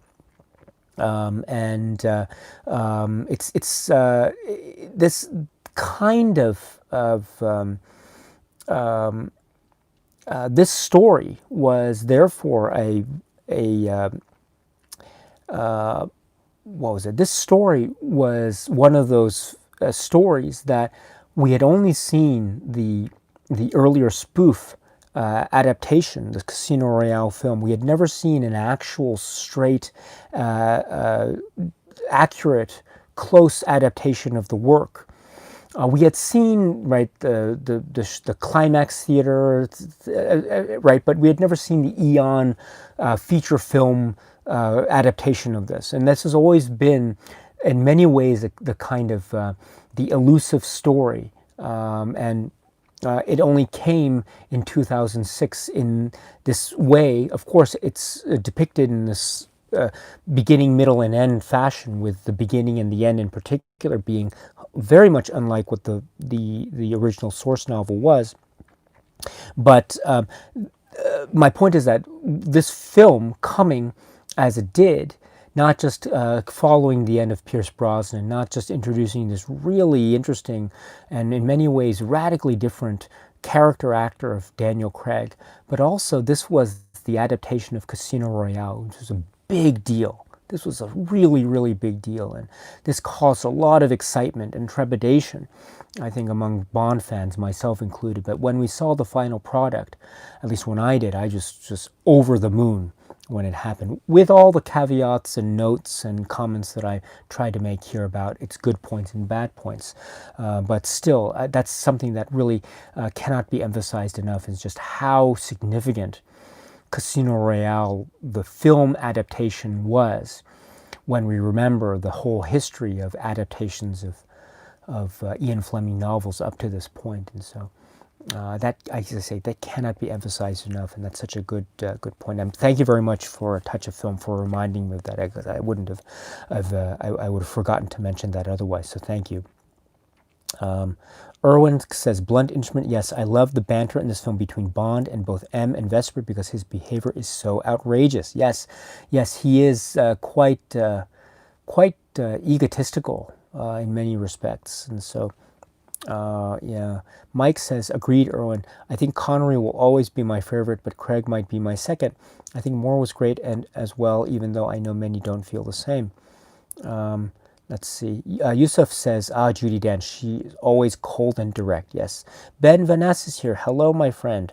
And Zyrother says, I see his arrogance, so Bond's arrogance, and lack of charm more appealing. Someone who travels to world killing people can't be the nicest person on the planet. Yeah, but he does have it. I mean, I understand what you're saying, where he might not be, or he might be lacking in charm. But I would say also there are moments when he is quite charming. When he is talking with Solange, and the whole thing with the car driving, and there's this great moment where. He invites her for a drink at my place. That's what he says. And the camera cuts to a close-up of his face, and then cuts to a close-up of her face, and then cuts to a close-up of his face, and goes. There's so many great close-ups here, and I remember when that happened. That second close-up on Daniel Craig at that moment, that got a huge laugh in the audience when I saw it in the movie theater. The close-ups are just really fun, but there's this thing where it's kind of almost ludicrous, but in a very charming sort of way. You can see how he's the way that he's exuding charm. It's like he's showing that he's almost in on the joke. He's almost winking at us, the audience, and I really like that. I like how he seems to be with us along the way, and I think that's part of his charm. So to speak, but I do understand your point, Zyrother, very much so.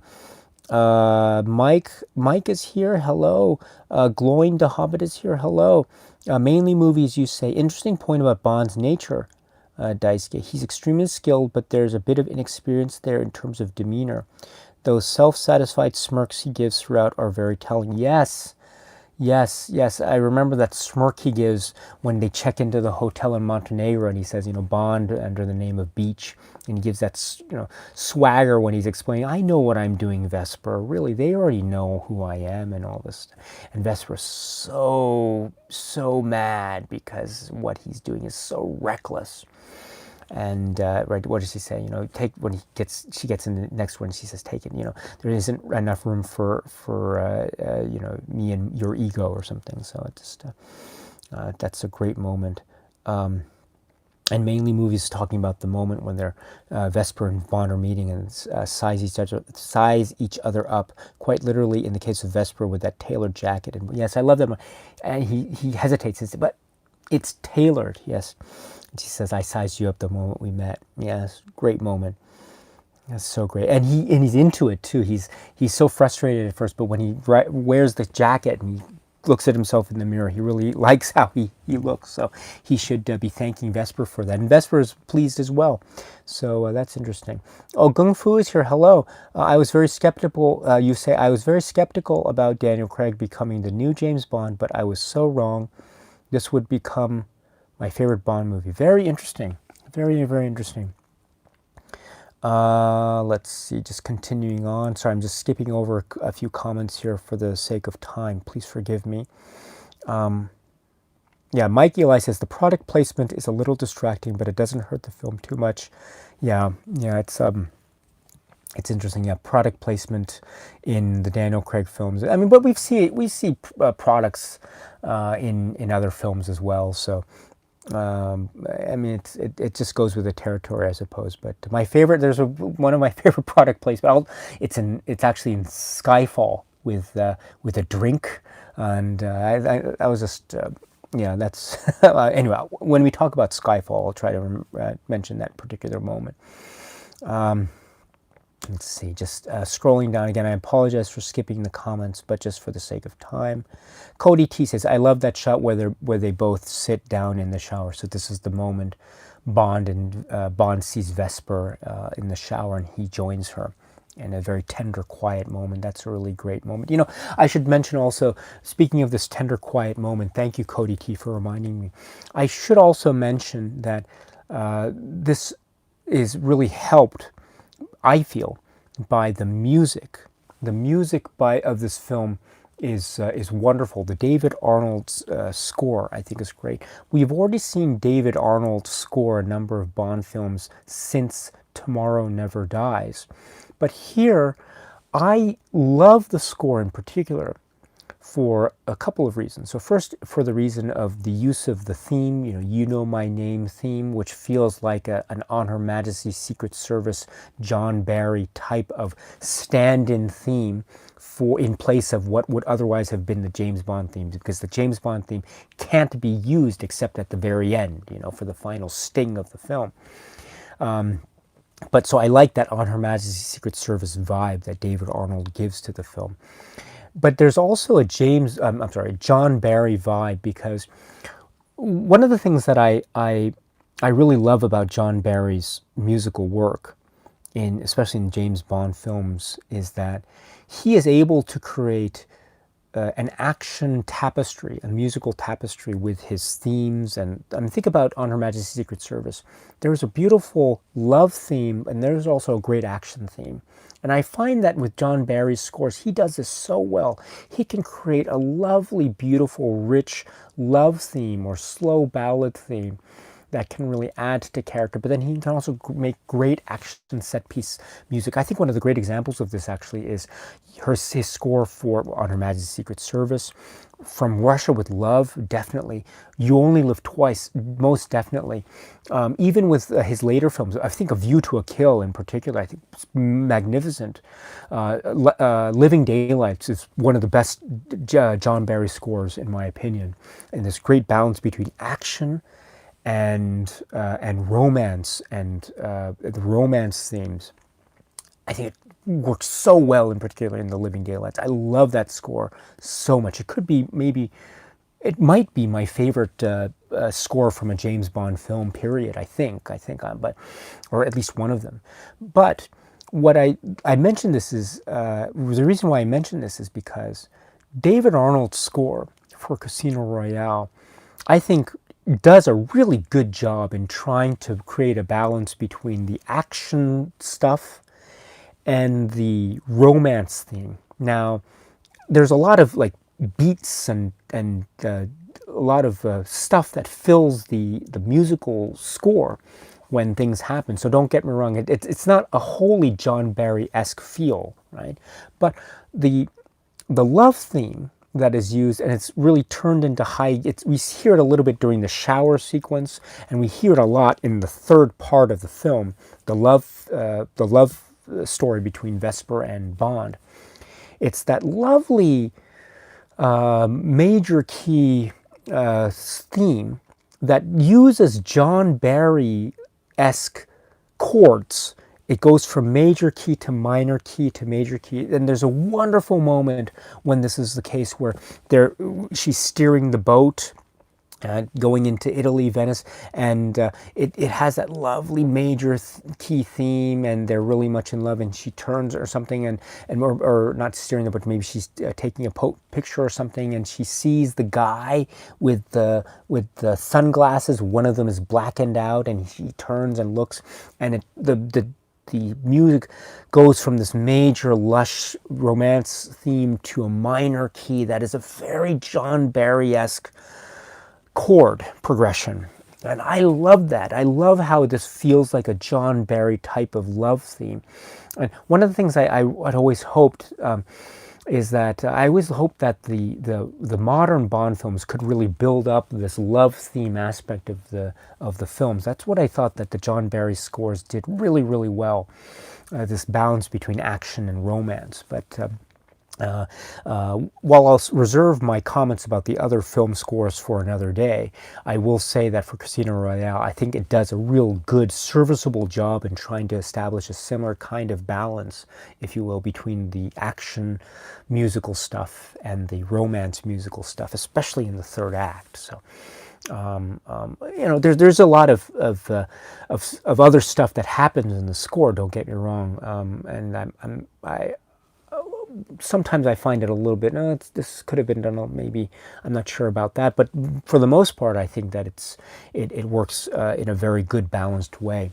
And it reminds me, as I say, a lot of John Barry. So, but anyway, thank you very much for that. And we do get that score, that theme, when they're in the shower. And is that the first time that the theme appears? That love theme, the Vesper Bond love theme. Is that the first time that appears in the film? I'm not sure if it is. If it is, it's certainly the most prominent appearance of that theme up to that point. But please, someone correct me if I'm wrong about that. I could be wrong, but it could be the first time. But I have to watch the film again to be absolutely sure. Let's see, just skipping around here. Let's see. Erwin says the dent scene. Good point. Oh yes. So this is around the point where I was talking about how the pre-titles credit sequence or pre-title sequence, in my eyes, recalled the Professor Dent scene in Doctor No, even down to the placement of the characters on the screen. Yes, Zyrother says the bathroom fight was greatly cut for the final version. Yes, I know that. I know. I've seen the deleted footage and how it was supposed to be longer. Actually, I like it shorter. I think it works better this way. Although it's interesting to see the extended footage. Wolfgratz makes a mention of Torn Curtain, which I like. Hayden says, my sister actually had a hard time watching the violence here. It bothered her more than many R-rated movies. So this is, I think you're referring to the violence that occurs in the pre-title sequence where he's actually really struggling to kill the guy. Yeah, I feel it too. I feel it's really disturbing. And actually, it's interesting too, because that is a moment where we see Bond in one location, in this bathroom, and that's it, right? In other parts of the film, we see him just go to work in this construction site in the embassy, and basically the embassy just blows up, or then he's in the airport, and the thing blows, there's an explosion and tanker and all this stuff, and people are watching. And then at the end in Venice, the building actually collapses and sinks into the thing, and people are watching. So all these other set pieces in the film involve these huge collateral damage where people, and these public displays of collateral damage, and people are watching, and there's all these witnesses and everything, which makes that scene, the scenes where he's really brutally killing people in the middle, in the stairwell there in the middle of the film, and also in the pre-credit sequence here in the bathroom, in these confined spaces, almost claustrophobic even, I think makes those sequences stand out as to how different they are from the huge collateral damage impact of the public displays of damage in those other action set pieces. And also the brutality of those sequences. You're absolutely right. There's a claustrophobic violence to that really sends shivers down the spine. Let's see. Okay, so just skipping down here again. I apologize for let's see. Erwin says great theme song and title sequence. Mark L says great animation sequence for credits. Yes, I remember when I was in the theater watching this film upon its initial release. After the credits were over, people were applauding this credit sequence in the theater, and I thought that was great. I was just one of the most exciting credit sequences I had seen Really great. And I'm a big fan of the credit sequences, don't get me wrong. I love the credit sequence for Die Another Day, for example. I love the credit sequence for Quantum of Solace. I know that doesn't get a lot of attention, but I love that credit sequence with the whole, the bullet and the sand and all that. I thought that was really cool. And I like the whole, one of my favorite moments is the whole ski motif in View to a Kill, and I love how the models are doing the whole skiing with the things of like streamers around their body, I don't know, something like that, and there's like the fluorescent glow. I love all this stuff. But there's something just so vivid and fresh and vital about this Casino Royale sequence. Again, it's in this card motif, and that is of course Casino Royale, the gambling and the use of the playing cards, and they're both visually beautiful, but also they are deadly, and they are like violent, and they explode and they kill and they cut and they hide the face of Vesper, and Bond is there and he's shooting this way and that way, and these lines and things, and I love it too because it reminds me also of shapes and animation. And this is also, I think, in a subtle way, I don't know if it was done on purpose, but it reminds me also about almost the kind of the beautiful simplicity and brilliance of the way that shapes and animation was used in Dr. No's opening title sequence, Maurice Binder's title sequence, with the dots and the squares and all this. It reminds me a lot of the Dr. No sequence, in fact, in terms of the way it's enclosed in this world of silhouettes and geometric shapes and vivid colors that flash onto the screen on and off. And so I like that. That's yet another subtle connection back to a cinematic past. Here again, another connection to Dr. No. Oh, and incidentally too, I don't know if this is done on purpose either, but I also like that I can see a kind of subtle visual connection again with Dr. No. If you know Dr. No, you know that the end involves a fight on a platform and pillars, steel pillars, and grabbing them. And I always thought that in the elevator or sort of platform that moves up and down or something, and water and the danger of water. And I always thought that this Dr. No end fight was very similar to, or I got similar vibes when I saw the end fight inside the building in Venice. And there's an elevator, and there are these support beams, and I always thought that the holding onto the beams and the elevator and the square and things moving vertically, I always got Dr. No vibes a little bit with that. So there's yet another potential connection between Casino Royale and Dr. No, both of which, of course, also being the debut films for their respective actors. Sean Connery for the earlier film, of course, and Daniel Craig for the later film now. Let's see, but just skipping down here. Let's see. Sorry, I'm just skipping through the comments here, but it's a great conversation, as always, in this live chat. Really great.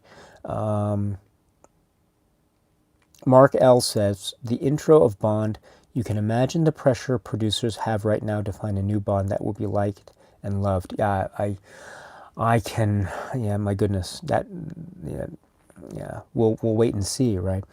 Che Guevara 9 says, hi Daisuke, this is probably my favorite Bond film. Oh, it's a great choice. And let's see. I was mentioning in the chat about James Bond crashing through a wall. And Erwin says here, haha, yes, there's no way Roger Moore would run through walls. Yeah, I don't even know if would Sean Connery run through a wall? I don't know. That's a good question. Timothy Dalton might run through a wall, I could say. Pierce Brosnan, I don't know if would run through a wall. George Lazenby, I don't think would run through a wall.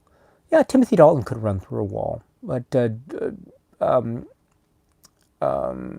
Craig definitely would run through a wall, that's for sure. And actually, that's a good point. That really reminds me of something that I was planning to say, which is that I think that there is a lot of stuff that can be said to connect Daniel Craig's James Bond here in Casino Royale with, say, Timothy Dalton's James Bond in, say, License to Kill.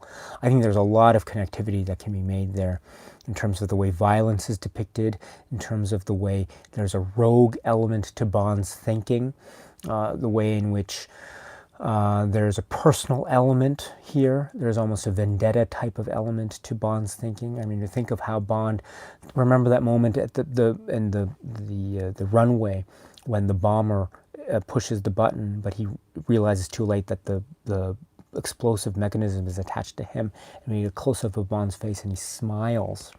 This reminds me a lot of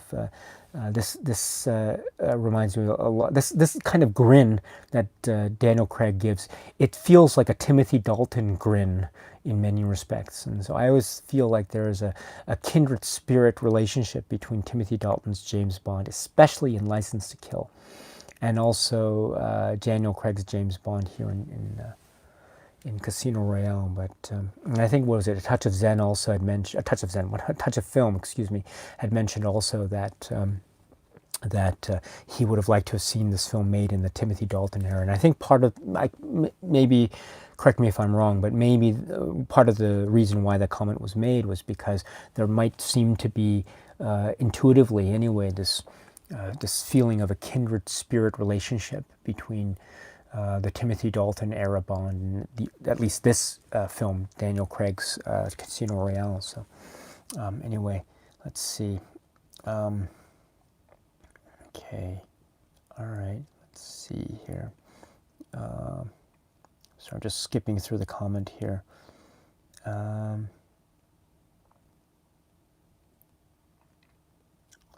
Sorry. Oh, great. Sin81, XINN81 is here. So it's nice to see you. Long time no see. I hope you're well. David Jones is here as well. Hello. And you say the Bourne films were definitely a huge influence on 007 Casino Royale, which I don't see as a positive thing for Bond, even though I'm a fan of the Bourne identity. Yeah. Yeah, that's an interesting point. I do think, though, that I think the most Bournian of James Bond films is still Quantum of Solace. I think that's so Bournian, if that's a word. I think Casino Royale is saved, if we want to put it that way, by the fact that there are elements that are still unmistakably Bond that I think help buoy the film from that. But anyway, yeah, that's a really good point, though, David, about that. And Che Guevara 9 continues, this is a very imperfect Bond, and I would say his arrogance is a cover for some insecurities. That's a really great point. And I think that is hinted at very well in the Vesper Lynd confrontation on the train. Dustin Lewis, hello, my friend. It's nice to see you. I hope you're well, my friend, and cheers. Let's see.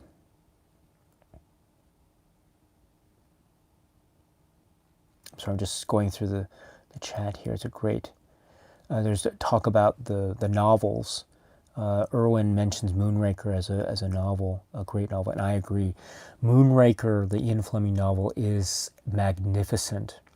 Absolutely magnificent. I mean, I would actually say, if you're going to read one Ian Fleming novel, read Moonraker, the novel. It is so great. That is such a classic Bond story. Yeah, anyway, yeah. It's very different from the book, they're very different from the film Moonraker, although there are some similar scenes, but actually there are some scenes that are actually taken and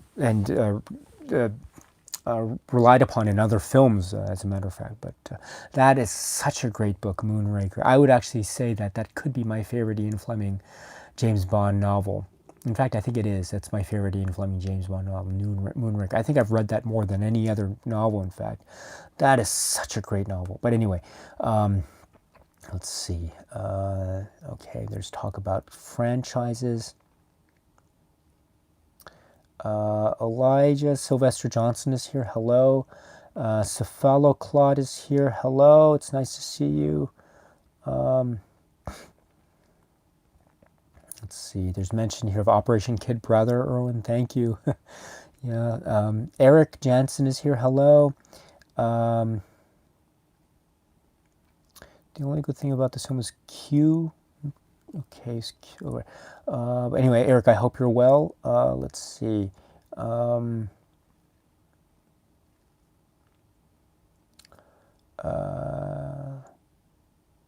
Mac Cab is here. Hello. It's nice to see you. Hello.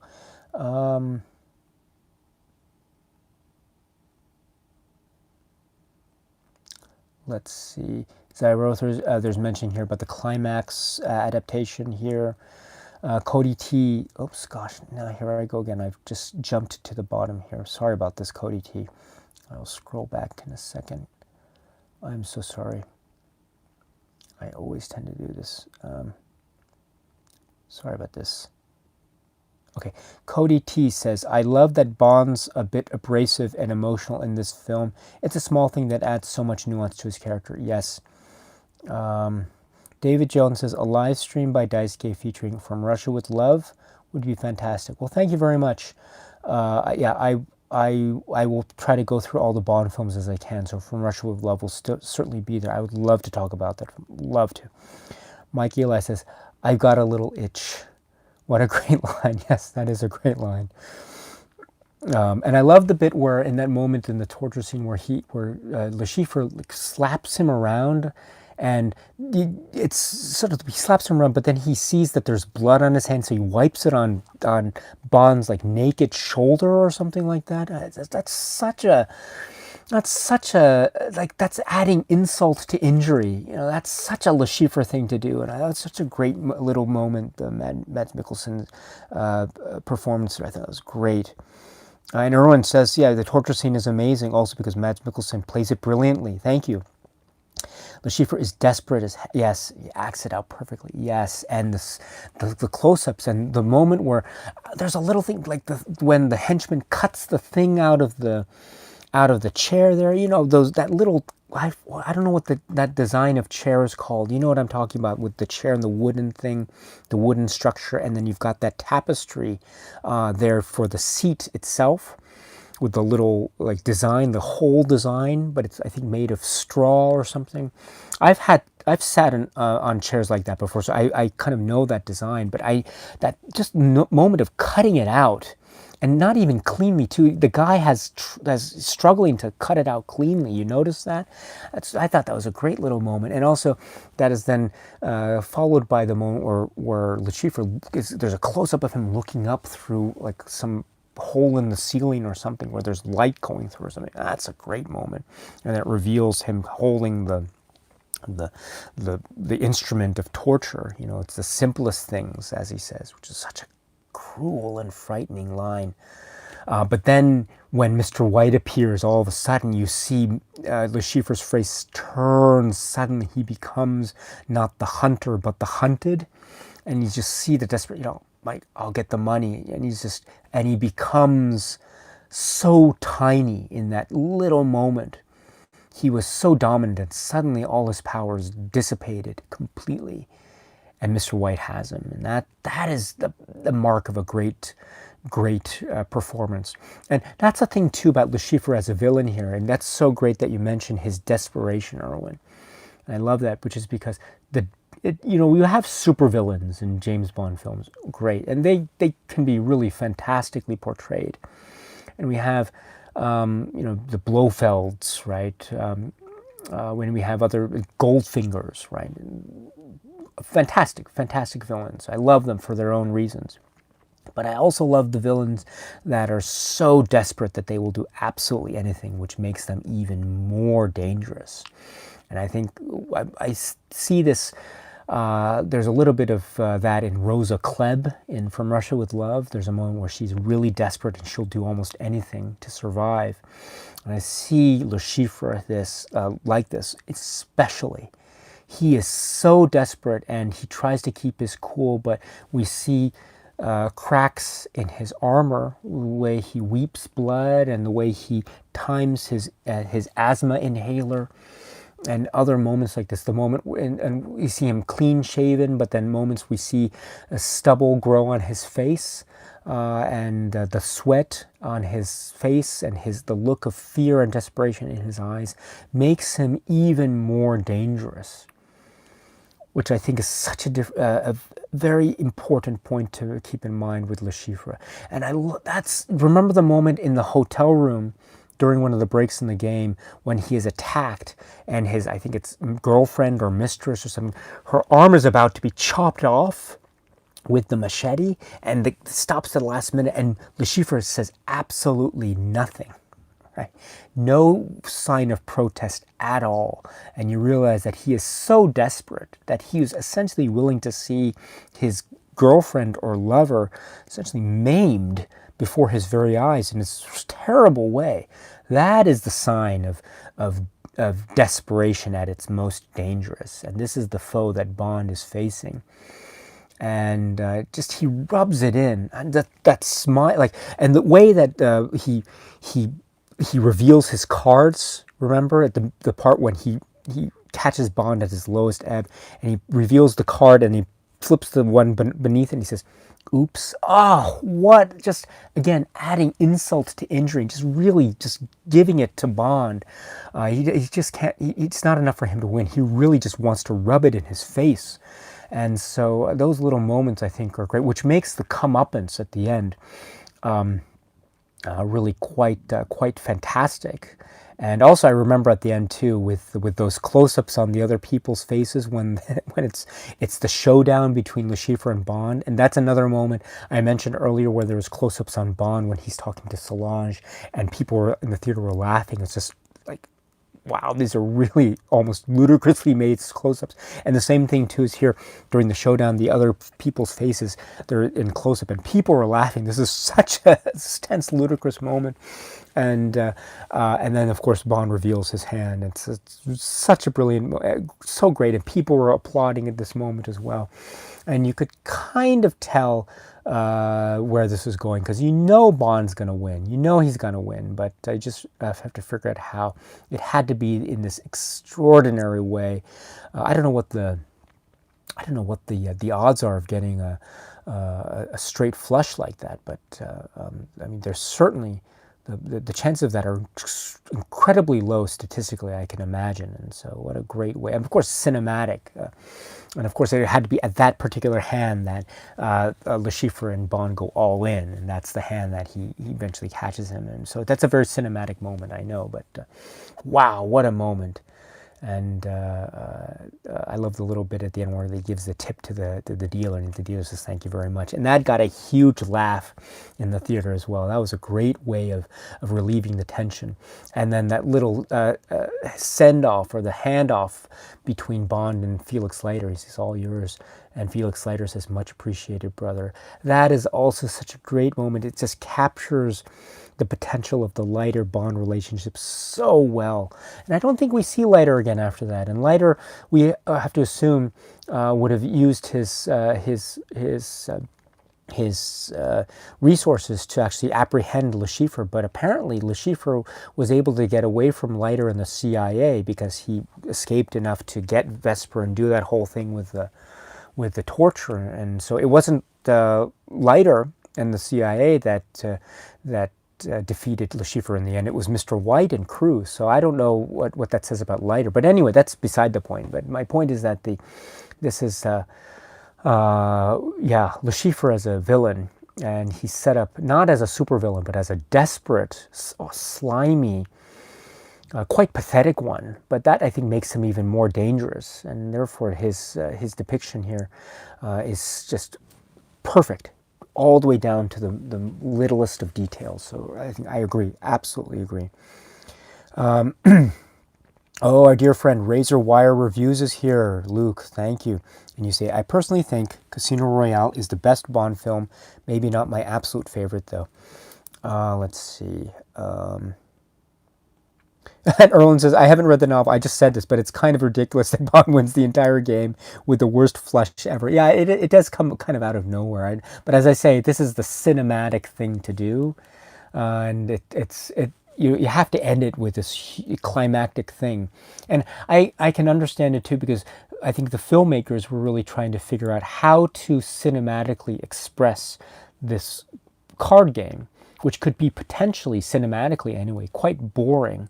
I know it's a very exciting thing, don't get me wrong, but I'm talking about it in terms of expressing it cinematically to audiences who might not all necessarily understand all the rules and the strategy that is accompanying this card game. And so I can understand the need to end on a really spectacular note, as they did with the final hand of Bond. So but I don't know if the circumstances were such that with the way that you had all those the clubs there already, right? If I were Le Chiffre, I would have thought maybe I should just hold off on this. I don't want to risk the fact that he might have a straight flush here, because it was pretty obvious because Bond had a straight flush from the very beginning, right? So, but anyway, but that's neither here nor there. But anyway, let's see. All right, Sandwich Man is here. Hello. Markel, and I'm just continuing on with the conversation here. It's a really great conversation, and I'm just gonna have to start to wind down the live stream because it is getting a bit late where I am. So sorry about this. It's a great conversation, by the way. Fantastic. Let's see.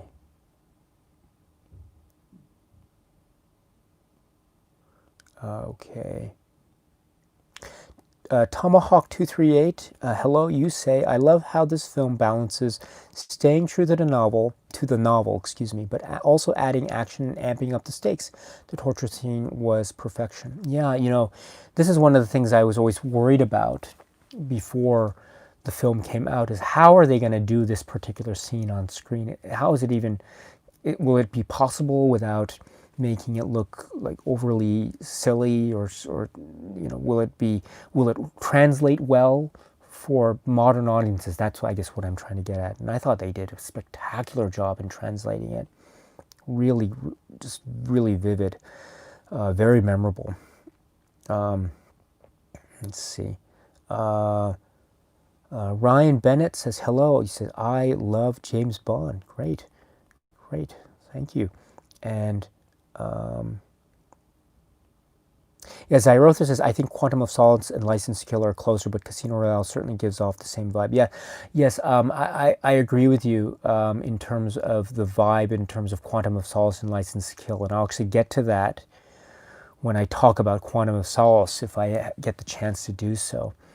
Your point is well taken, and I think, there's also this thing. I don't want to make too much of a point of it now, but I actually think the Quantum of Solace and License to Kill analogy is even made stronger by the fact that I consider, Quantum of Solace is in essence a revenge story that is a sequel to an earlier film, and License to Kill is a revenge story as well that I actually think is a sequel to, I consider that to be a sequel, a spiritual sequel anyway, to On Her Majesty's Secret Service. So I always thought that On Her Majesty's Secret Service was followed up actually quite beautifully by License to Kill.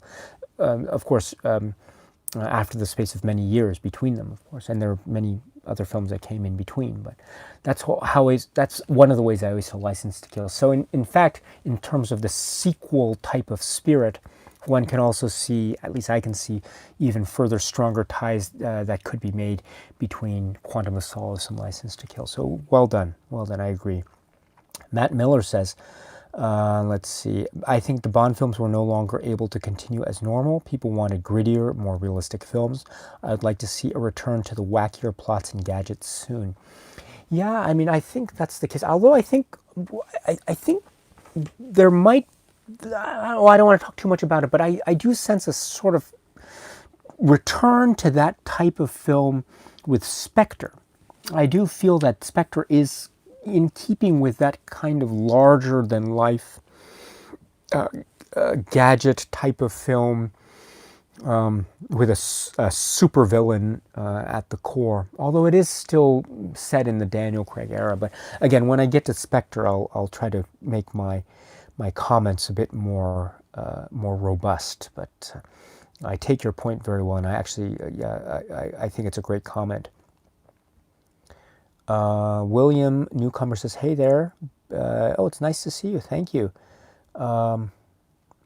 And you say, you might have talked about this, but poker in movies has always been amazing, and this movie pulls it off so well. Yes, yes, I mentioned how, I think for people who understand poker, I think this is, it does it really well. And I think, I think sometimes, I think the filmmakers were thinking it might be difficult for some people in the audience who don't know card games and poker to get into this, or there might have been the risk of that not translating well for that aspect or that pocket of the audience. However, I think this film really pulls it off really well.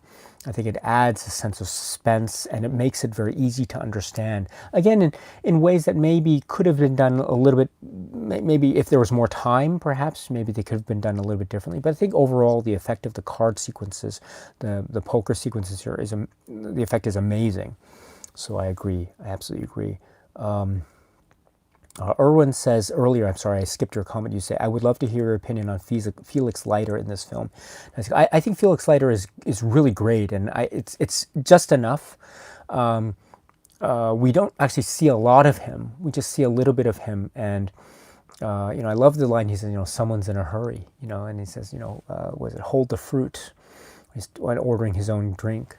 And so I like Felix Leiter's banter here, and as I say, there's a hint of a nice repartee between Bond and Leiter, which hopefully, which is something of a sign of things to come when we talk about other films where Felix Leiter has been featured. So.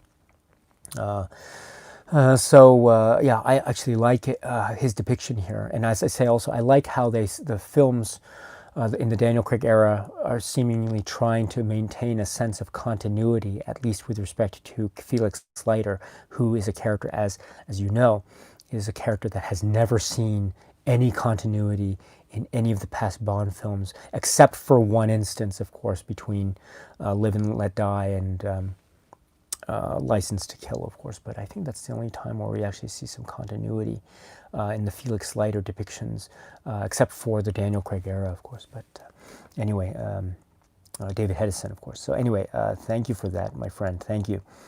Let's see. R2D2 is here. Hey, Daisuke, hello. And let's see. Jamez says, oh, just watched Brighter Summer. Oh, great. Thank you. And let's see.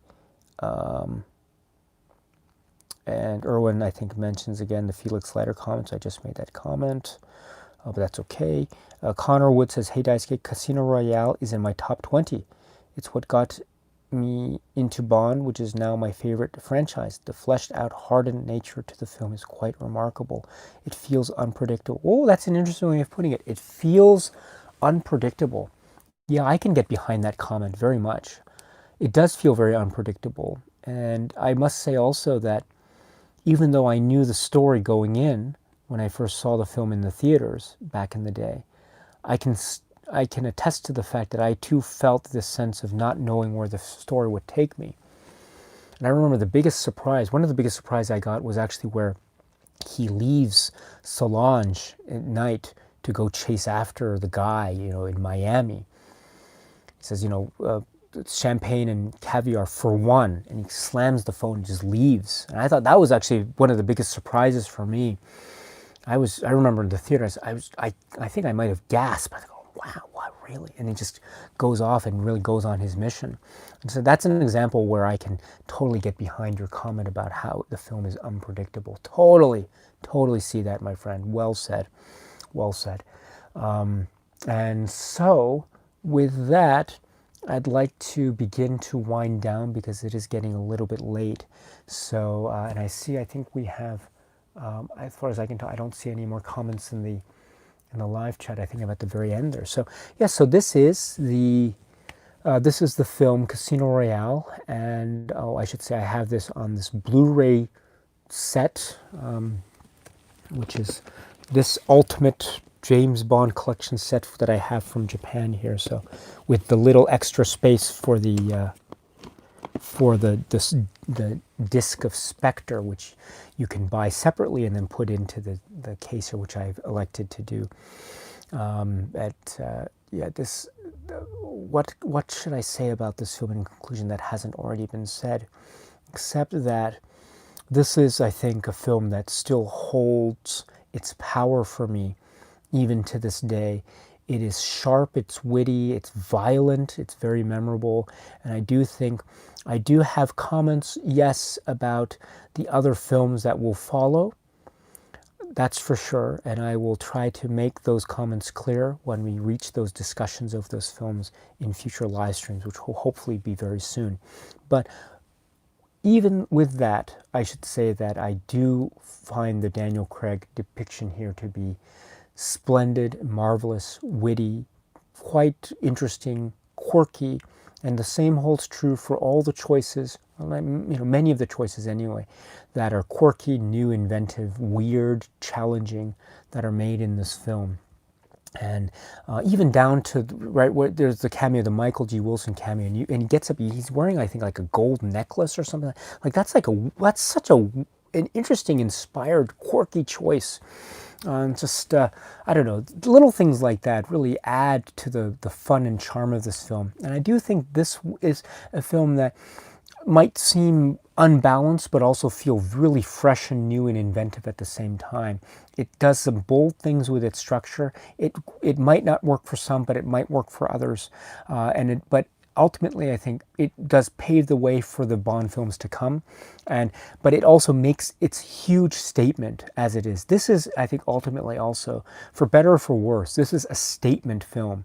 The filmmakers are making a statement and underlining it, circling it, highlighting it for everyone to see. This is a new James Bond, but it is also a new James Bond that, through subtle visual cues, is trying to make links to the cinematic past of James Bond. So there is a sense of a spiritual continuity, which I appreciate. There is a sense of trying to establish a new path forward, which I also appreciate. And we shall see in future Craig films how that path forward is ultimately forged and formed, and what that means ultimately for the films as a whole. And again, I will have some comments to make about that. But what we are left with at the end of the day, I think, with Casino Royale is an incredibly strong debut. I really believe that. This is an incredibly strong debut. One of the best films, in my opinion, one of my favorite films in the whole series. And while it might change its spot in my top favorite list here and there, it's still going to be high up on my list because of the reasons that I try to express throughout this particular live stream today. And so with that, my friends, this is the 2006 film Casino Royale. So thank you very much for this, my friends. It's been a great time to chance to talk with you, and thank you so much. And I will, let me just see here if there are any comments here. Cody T says, I left for a bit. Did you get a chance to talk about Mads Mikkelsen? Yes, I did a little. I talked about him and Le Chiffre and his performance. I don't know where, around the middle. Yeah, but I did get a chance to talk about that. Let's see. So Zyrother, thank you. Mainly Movies, thank you. Mike, thank you. Che Guevara 9, thank you very much. And to all of you, thank you very much. Now, I don't know when exactly it's going to be scheduled. Please just stay tuned to this channel for an announcement about when it will be. So again, I don't know, because I have to say that my schedule is, it might be a little bit busy in the next few weeks, and so I can't guarantee that I'll have time to set aside for a live stream as much as I would love. I love these, but it might be difficult over the next few weeks. I will certainly do my best, and once my schedule has been established, you will be the first to know. I will let you know as soon as possible. You know that, right? I hope you know that. But just to let you know, the next film that I will discuss will be GoldenEye. So GoldenEye will be the next film that we will discuss as a debut film of the James Bond actors. You know, we've talked about all the debut films up to Daniel Craig's outing, and so next we'll go GoldenEye, and then after that we'll talk about Roger Moore's debut. But I want to talk about GoldenEye next. So the next film will be GoldenEye, but then the question is when that will be held, and so I don't know when it will be, but hopefully it'll be very soon. And as I say, once I have my schedule settled, that'll let you know. But I will try to schedule GoldenEye, and then after that will be Live and Let Die. And then after that, I'll just try to, as I say, go through all the films as much as I can.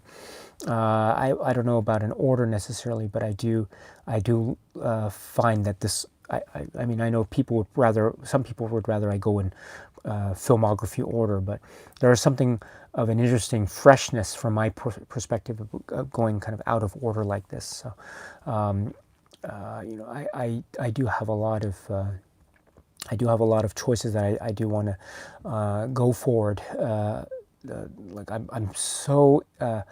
I'm itching to talk about films like A View to a Kill, The Man with a Golden Gun, Diamonds Are Forever. I would love the opportunity to talk about Diamonds Are Forever,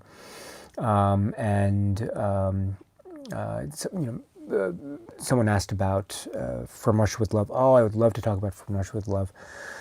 You Only Live Twice. There's a lot I'd love to say about You Only Live Twice. I love that film. I really love that film, but there's so much that I want to say about that.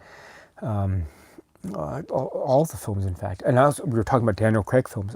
There's a lot that I want to say about Quantum of Solace and Spectre and Skyfall and Spectre.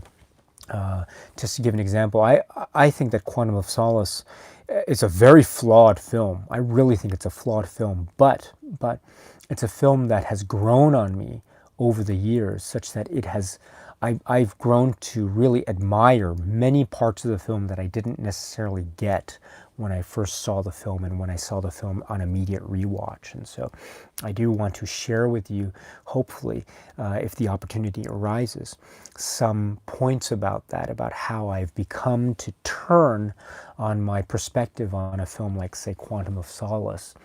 And I must admit also that I'm still in a bit of a I have to watch Spectre again and again to really try to see if I can quite capture what it is I feel about that film. But maybe I'll try to address that in a future live stream. But this is to say that, oh, gosh, I mentioned License to Kill. I would love the opportunity to talk about License to Kill, or For Your Eyes Only, or Moonraker, or The Spy Who Loved Me, of course. I guess I'm mentioning all the films. So why don't I just mention the rest of them? Goldfinger, Thunderball. What else did I didn't mention?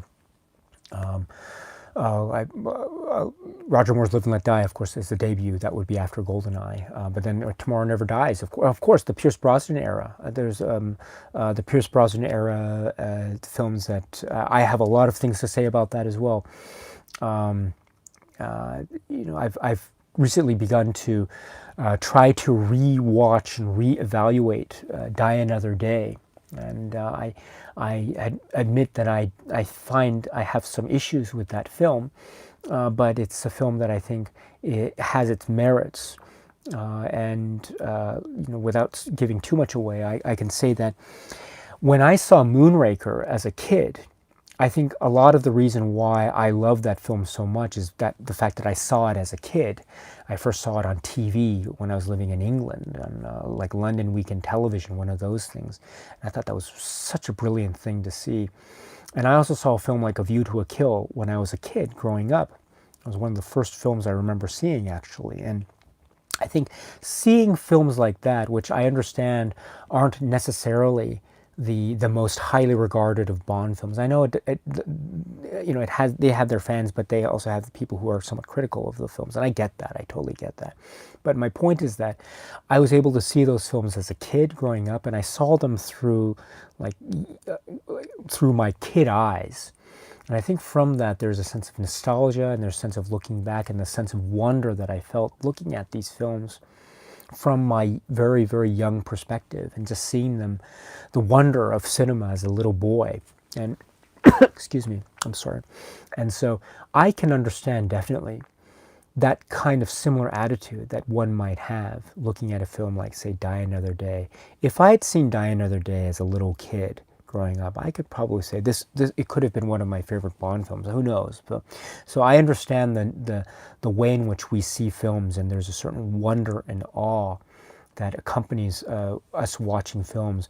And for some of us, that happens maybe because we watch films when we're young kids growing up, and then the magic of cinema becomes all the more palpable. And so I think that is certainly possible for films like Die Another Day, like other films that maybe even for the younger generation now with a film like Spectre. I completely get that.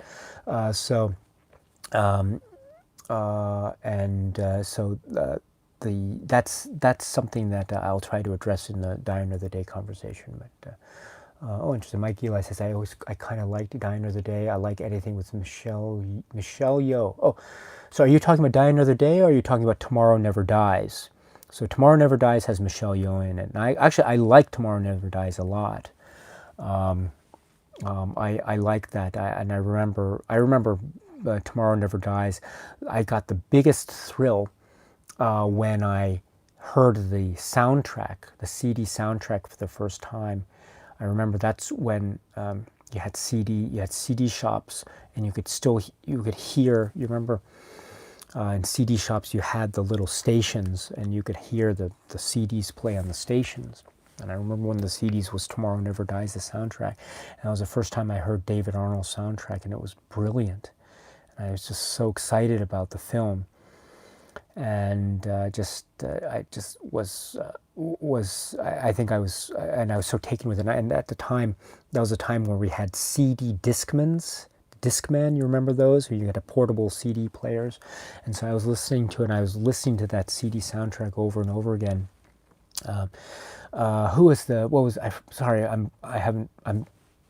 It's late, my mind isn't working. Was it Sheryl Crow who did the song, right? Tomorrow Never Dies, right? And then there was also Katie Lang, Surrender, which I thought was just brilliant. This is that I thought that was. I don't know if the Sheryl Crow Tomorrow Never Dies song. I don't know. I don't hear that mentioned a lot when people talk about their favorite songs. But I thought that was such a there's a line in that song. What is it? Something martinis, girls and guns, or was it? It's murder on our love affair. I thought that was such a clever line in the song. What does she say? What is it? It's so deadly, my dear, the power of having you near. And I remember I was in college at the time, and I remember like when I was in an undergrad, there was a huge place where I'd eat breakfast, and the huge commons place where you'd have breakfast, and I was just sitting there at the table, and I remember so vividly. I had my Sony Discman on the table, and I had my headphones, so I was listening to that song, and I was just listening to the song because I was so fascinated with the lyrics, just trying to figure out exactly what it was saying, and just really absorbing those lyrics. And so, yeah, Tomorrow Never Dies, I'm a big fan of, actually, and I can't wait to talk about that one. But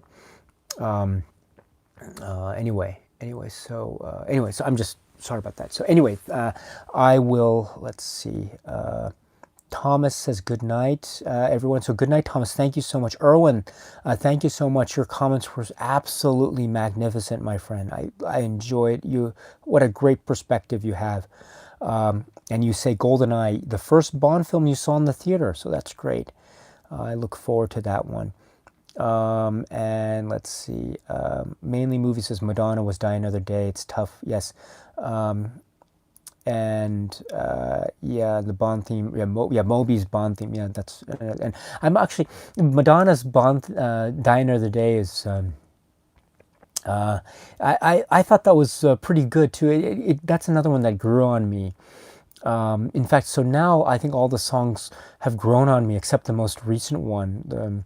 What is it? The Writings on the Wall. I admit I have to still work with that one. You know, Bond songs have I need time for them to grow on me. So, but I remember the what was that song with Quantum of Solace? That was one that was a really interesting one to try to grapple with. Was now I really like that one. And was it Another Way to Die? And that's such a quirky choice too. Really, really great choice. I know it wasn't a big hit at the time, but yeah, that has some really clever lyrics to it as well. But anyway,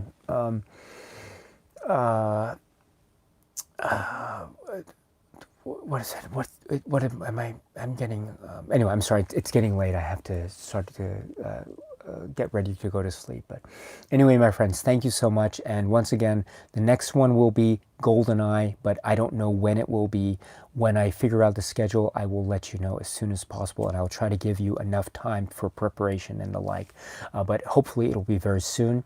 And so in the meantime, yeah, Mike Eli says Quantum of Solace was a big letdown. Yeah, yeah, I understand I understand the feeling, but yeah, yeah, as I say, I understand its flaws. I'll try to defend it, although I do understand how people feel about it.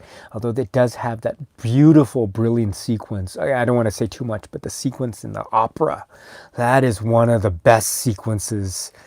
You know, I was talking with my dear friend Spencer in one of the interviews that I was doing. He was the first person I interviewed on the channel, actually, and we were talking about Daniel Craig and we were talking about Daniel Craig and Quantum of Solace, and actually he said something which I agree with, which is I think that opera sequence in Quantum of Solace is probably one of, if not the best sequence in the entire Daniel Craig canon.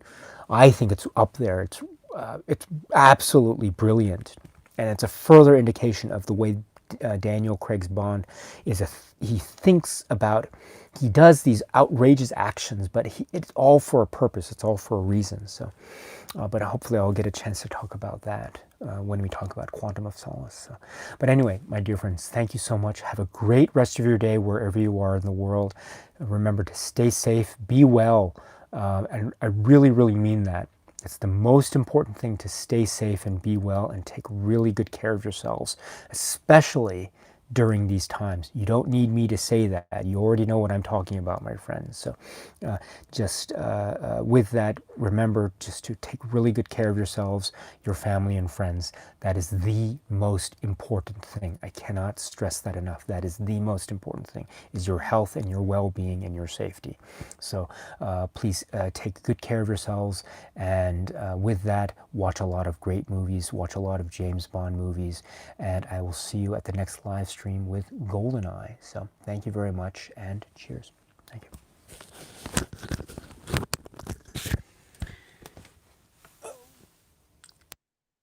There we go. Okay, great. Thank you. And we are done. So thank you very much, my friends.